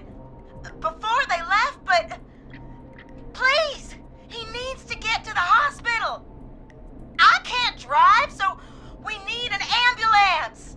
Forrest, the ambulance was destroyed in the explosion at the gas station. You should get all the info you can. What's your friend's name, Casey? It's Jason Parker. Can you tell us where Jason was stabbed? They stabbed him in the stomach, and then stabbed him again in his leg when he was on the ground, and it's... Oh, the knife is still there in his leg! We'll be right back. Peggy, patch us through to the hospital. On it. Phoning St. Gabriel's now. Switch to line 2. Hello, St. Gabriel's Hospital. How can I help you? Hi, this is Forrest Nash from 189.16. We have a stab victim at 25 Nancy Drive named Jason Parker. He's been stabbed in the stomach and the leg. He's bleeding heavily. Oh God, I'm sorry. But the ambulance is, well, you know. I know, but please, we need something, or he's going to die. Forrest, listen, you're going to have to get him here. We need to see him, and we can't get there ourselves right now. We don't have any way to drive him right now. And even if we did, he's bleeding out fast. Alright, listen. We need to buy him time to get here. That means stopping the blood first, and then finding someone to stabilize him. To stabilize him, you really need someone with first aid training. Do either of you have any? No. Me neither. Damn it. I'm really sorry about this, but I have other patients who can't wait. All I can do is talk you through the procedure as quick as I can, and then leave the rest to you. You think you can handle that? We don't really have much choice. Hit me. Okay, from the top. If he's bleeding out, then you need to get him comfortable and try to stem the bleeding. Lay him down. Apply continuous pressure directly to the affected areas. When the bleeding slows, get a clean cloth of some kind and hold it over the wounds. Get them comfortable. Apply pressure. Clean cloths when slowed. Got it, I think. You said he was stabbed, right? If the object he was stabbed with is still in him, don't take it out. It's stopping the worst of the bleeding right now. If anything, you should secure it so it stays where it is. I wouldn't have thought of that. It makes sense, though. God, that was a lot of info. But I think we can handle this. Glad you got it so far, because there's more to go. I'm still with you, Doc. What else do we need to know? If he's lost a lot of blood, he may enter shock. If he does, act fast. If you applied a cloth and it's bleeding through, don't remove it. Just apply another on top of it. If it's safe, elevate his legs to get blood circulating to his vital organs. Try to keep him warm. Get him to rest and reassure him. We need the patient to stay calm. All right, don't replace bandages. Elevate his legs. Keep him warm and calm. This is a lot. I'm really sorry. That's as much as I can give you right now. Try to stop the bleeding, find someone to get him stabilized, and get him here as quick as you can. Good luck. All right, Forrest. Casey's still on line 1.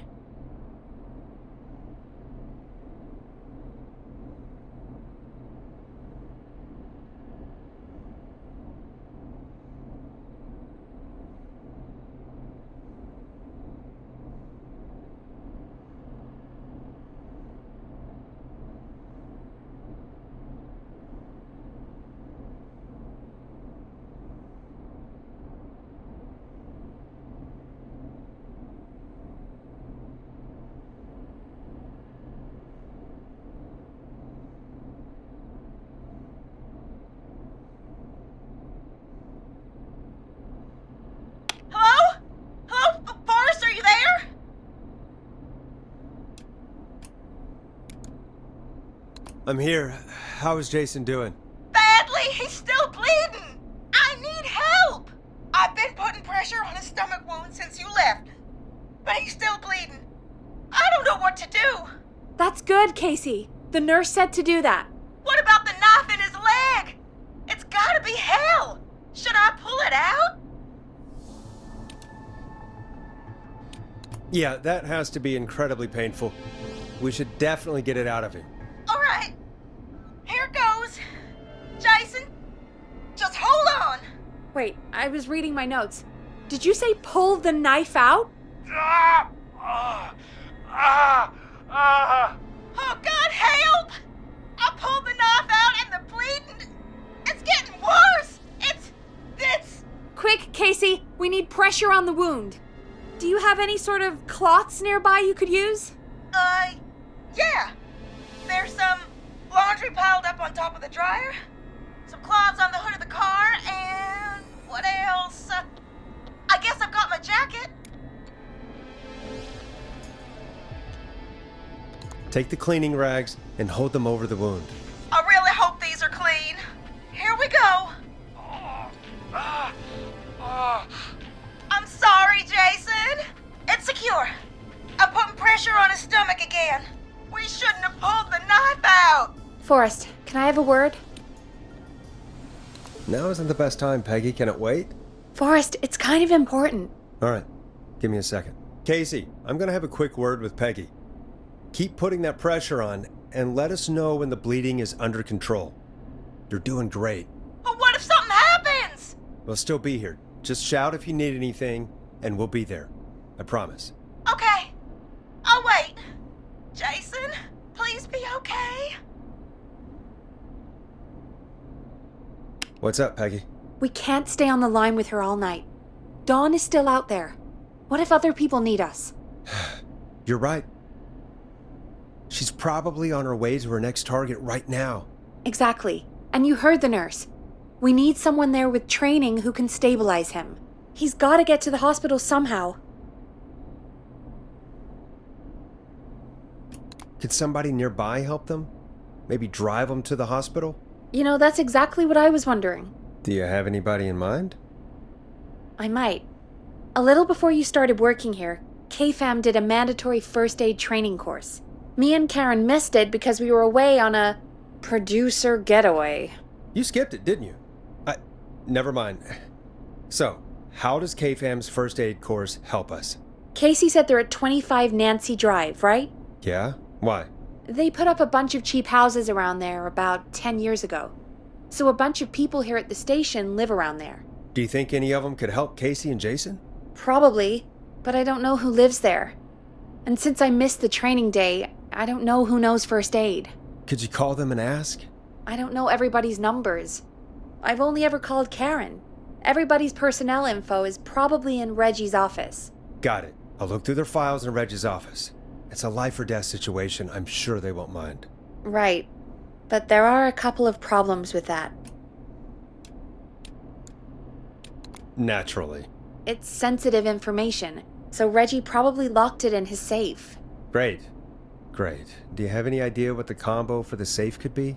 Not a clue. Reggie's a serial note-taker, though. Maybe something in his office will give it away. Right. There is something else. I'm not gonna like this, am I? Have you ever heard, "The future is floppy"? Peggy, what the hell are you talking about? I'm talking about floppy disks. Floppy disks are like these futuristic things that have information on them. You put them in a computer and they do something. Peggy, I know what a floppy disk is. Anyway, Reggie decided that the future is floppy and started phasing out our physical records and replacing them with these floppy disks. I imagine it's the same for our personnel files. That's good to know. Since we haven't heard anything from Casey, I'm guessing Jason's okay for now. I'll check out Reggie's office and see what I can find. You'll need a key for that. I'll just slide it under my door now. Thanks, Peggy. I'll just have to look around.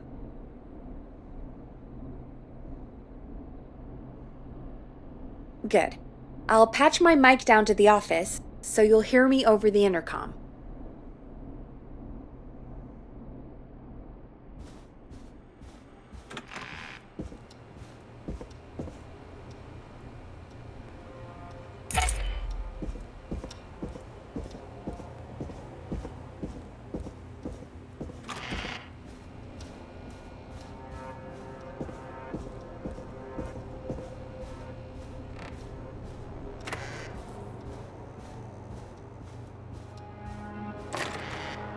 Looks like I need a 4-digit code.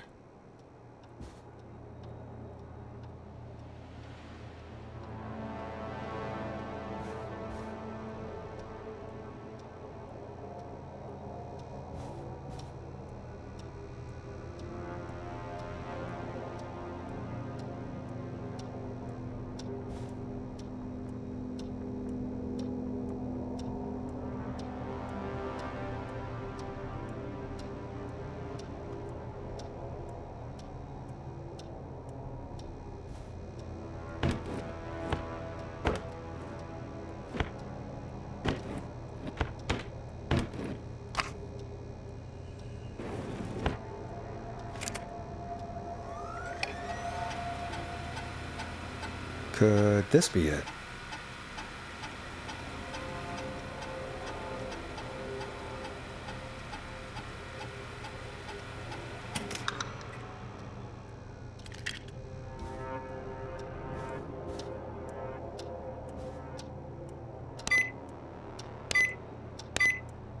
Nice!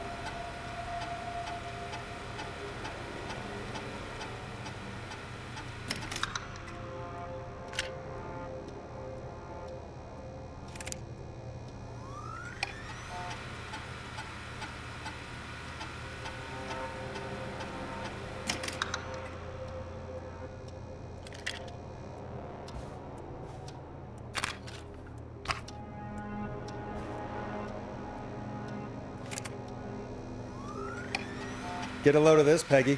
Apparently, I'm a lone wolf type. Forrest, what are you doing? We don't have time for this. We have a man literally dying on the line, and you're more interested in you. You're right, I'm sorry. I need to focus on possible candidates. Hey, Peggy. I think Reggie's on to you and Karen. Maybe don't bring those little drink umbrellas into work for a while. What? Why are you reading my file? You need to find someone who can help Casey. We already know I can't. Don't waste time. You're right, I'm sorry. I need to focus on possible candidates. I really shouldn't have read both. We're in a hurry. Hey, Peggy, you there? Yeah, I'm here. Did you find what we need? I really shouldn't have read both. We're in a hurry. I think I know who our best bet is to help Casey and Jason. All right, good work. Who should I... Hello? Is anybody there? Please pick up. Casey, I'm here. What's wrong? Jason started going pale. I tried to get him to rest, but he just threw up everywhere. What's happening? What do I do? God, it sounds like he's going into shock. Casey, just stay calm. It's going to be okay. But the bleeding seemed to slow down. Did I mess up? Jason, I'm sorry. Casey, calm down. You've done everything right. I need you to listen to me, okay? For Jason. What did the nurse say to do about shock?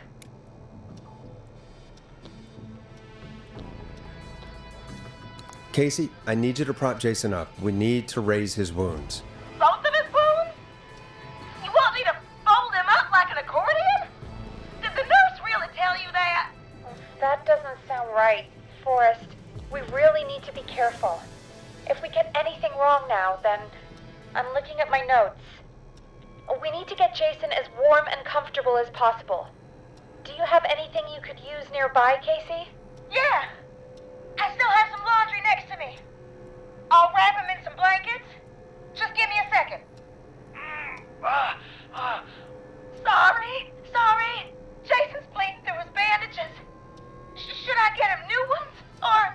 Oh, God. That's right. You need to carefully remove the bandage and quickly replace it with a fresh one. What do you have nearby? I've used the rest of the laundry to keep him warm, so... I'll use my jacket. I can always get a new one. I'll fix his bandage and get him warm. Hold on, please.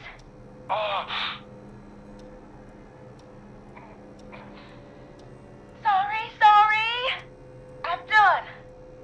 You're gonna be okay, Jason. Just relax now, okay? Forrest, I'm scared. He's not doing well. Is he gonna... Casey, I need you to be strong for Jason. Sit with him and reassure him that everything's gonna be okay. Okay? Okay. But please, I can't give him what he needs. Please sit down. I can't lose him. All right, Forrest, we need to hurry. Jason doesn't sound like he's doing too well.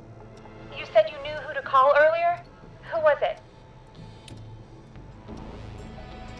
Brad's our best option. He lives on Axdown Lane. His number is 542-4298. Brad? Ugh, Forrest, Brad? Are you sure there's nobody else we can call? Look, I know you aren't Brad's biggest fan, but this isn't about you or Brad. It's about what's best for Jason. Fine, you're right. I just need to remember this is for Jason and Casey. Jason and Casey.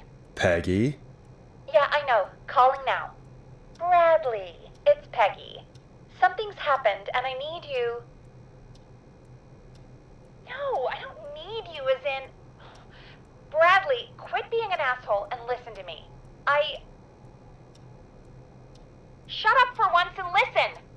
Somebody has been stabbed and they need your help. Yes, stabbed. At 25 Nancy Drive. There's no ambulances. They need help ASAP or they won't make it. Bradley, yes, I know you're just a food critic, Bradley, but, ugh. I'm here with Forrest, and he said you were our best bet. You were at the K-Fam first aid session, right? So you at least have some training. Sure, but even still, you're our best bet. Thank you. Remember, you're looking for Jason Well? I don't know. He was pretty upset about a fight with Barbara. But at least we have a volunteer. All right. Well, we better let Casey know what's going on. Hello, Casey. Are you there? How are we doing? Bad. Jason seemed really weak and then just started thrashing. What about now? Is he still thrashing? He's passed out. Please tell me you found someone to help. Casey, help is on the way. My colleague will be there soon. You hear that, Jason? Someone is coming. You're gonna be just fine. Just hold on for me, okay? Just hold on. Come on. That must be them. Okay. Forrest, we'll call you back later. I have to go now. Good luck, everyone. God, I hope he's gonna be all right. And with that, the show moves on. We're sending our best wishes to Jason. Well, after all that excitement, I think we could use some music. Come back upstairs when you're ready.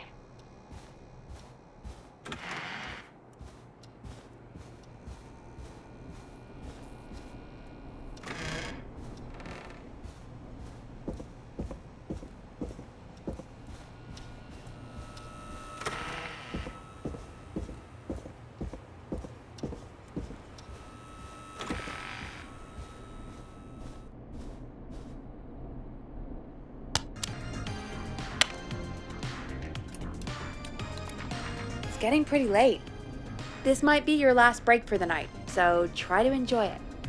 Give me a buzz when you want to go back on air.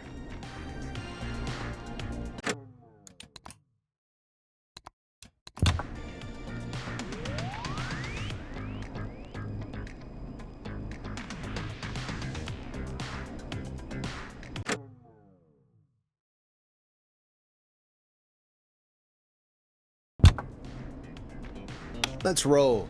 You got it. We've got another call coming through, too. Okay, Forrest, shut the music off. Oh, we have another call coming in, but hang on. What's up, Peggy?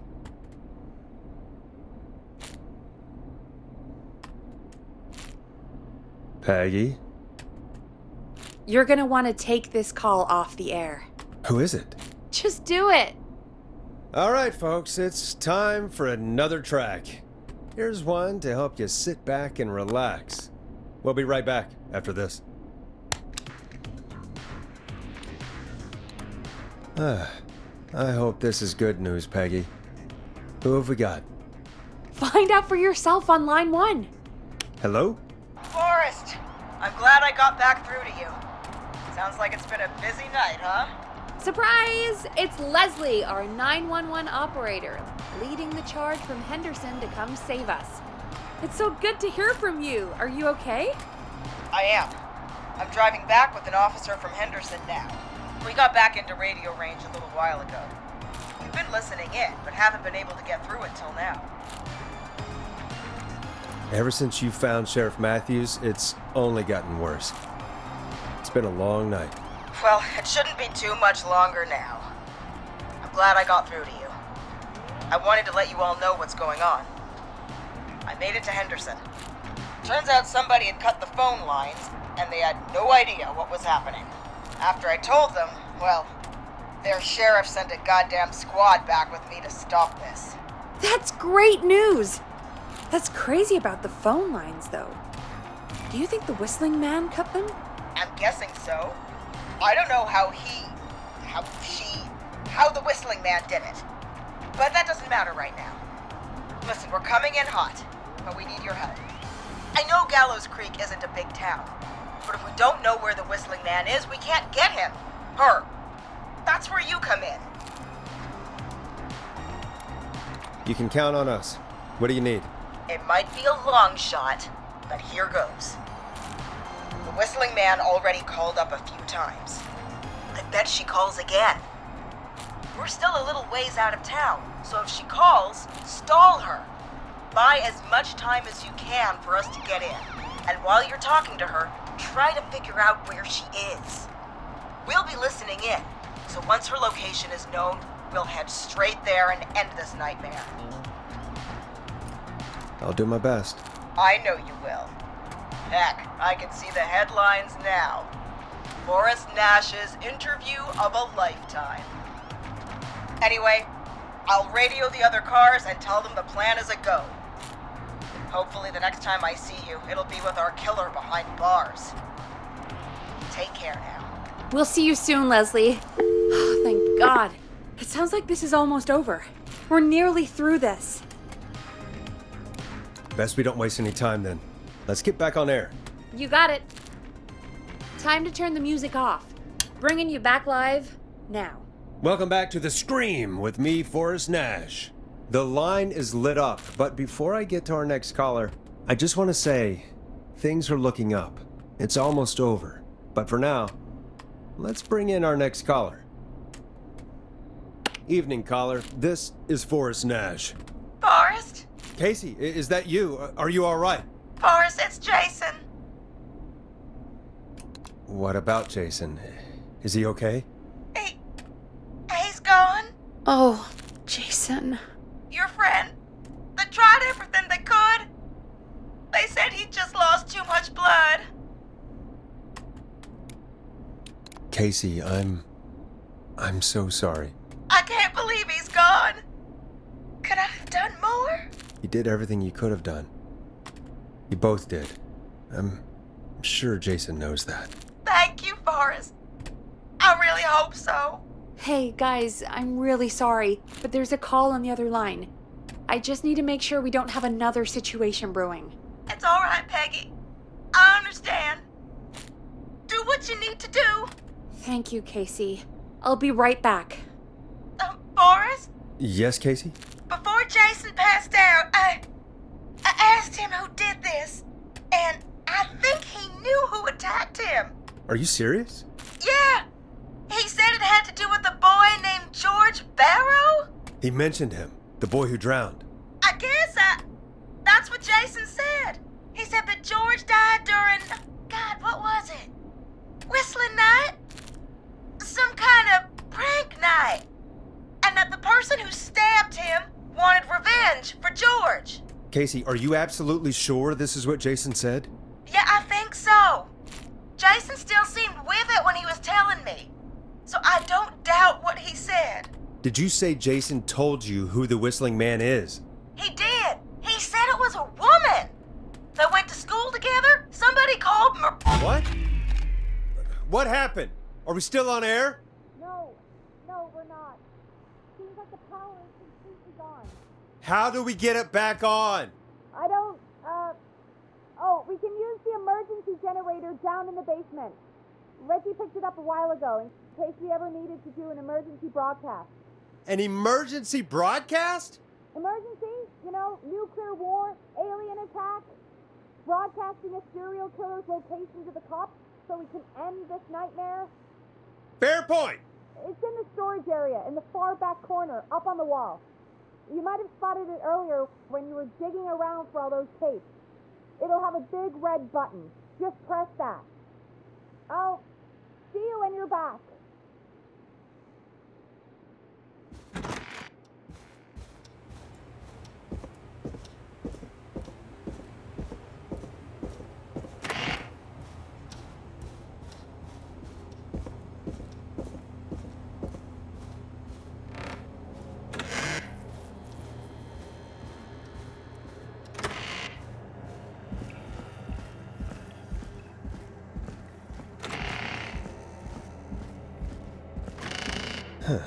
Far back corner. Why is this station so big?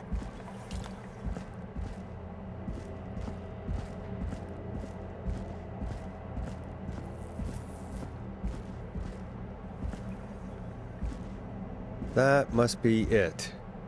Boom! We've got power.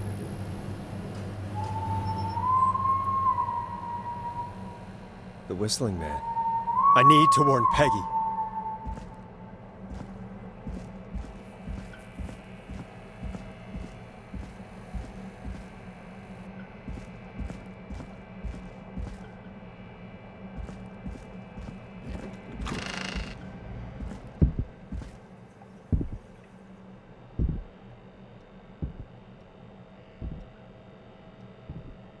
Peggy, are you there? Are you... Peggy?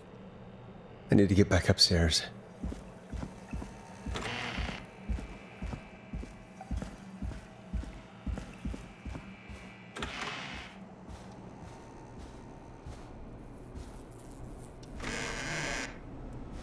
What the hell?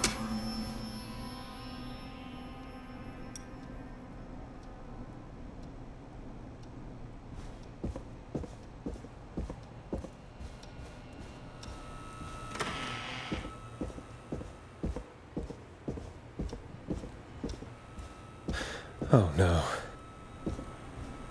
Peggy! Where'd you go?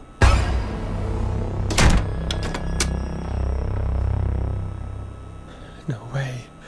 This can't be happening.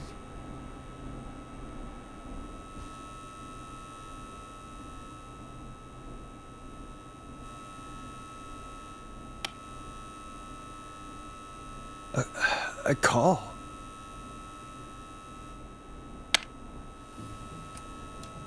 Where's Peggy, Don? Have some patience, Forrest. It's almost the end of the night, almost the end of the show. But it's not over just yet. Got a little time still. So let's make the most of it. What do you mean? Make the most of it how?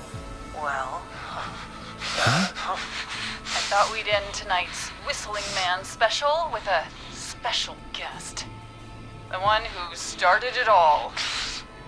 Let me take that out of your mouth and...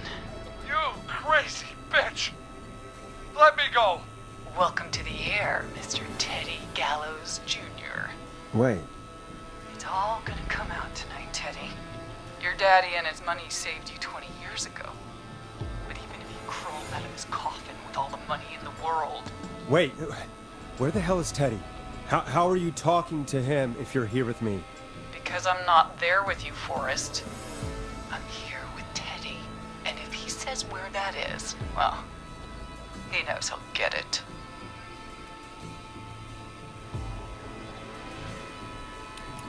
Oh, I get it.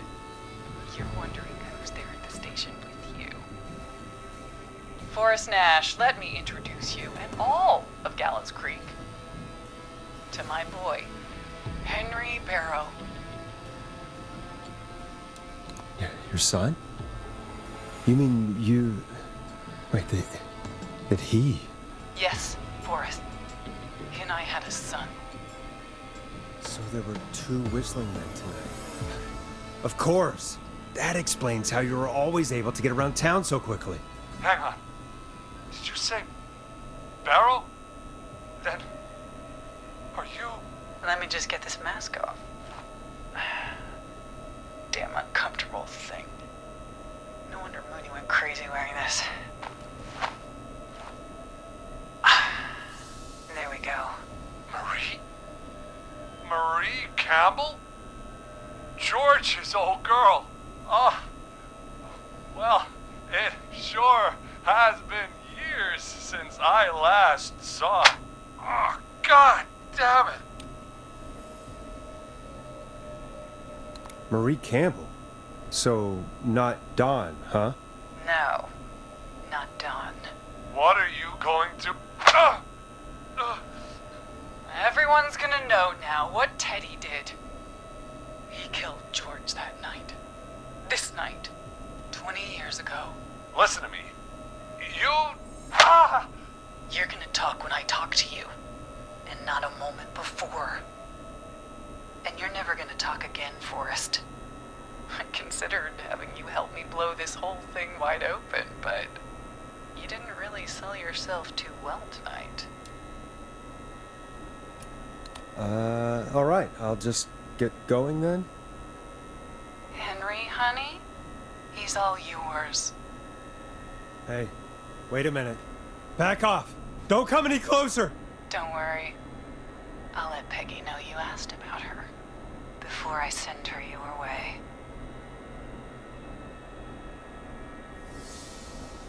No! Please!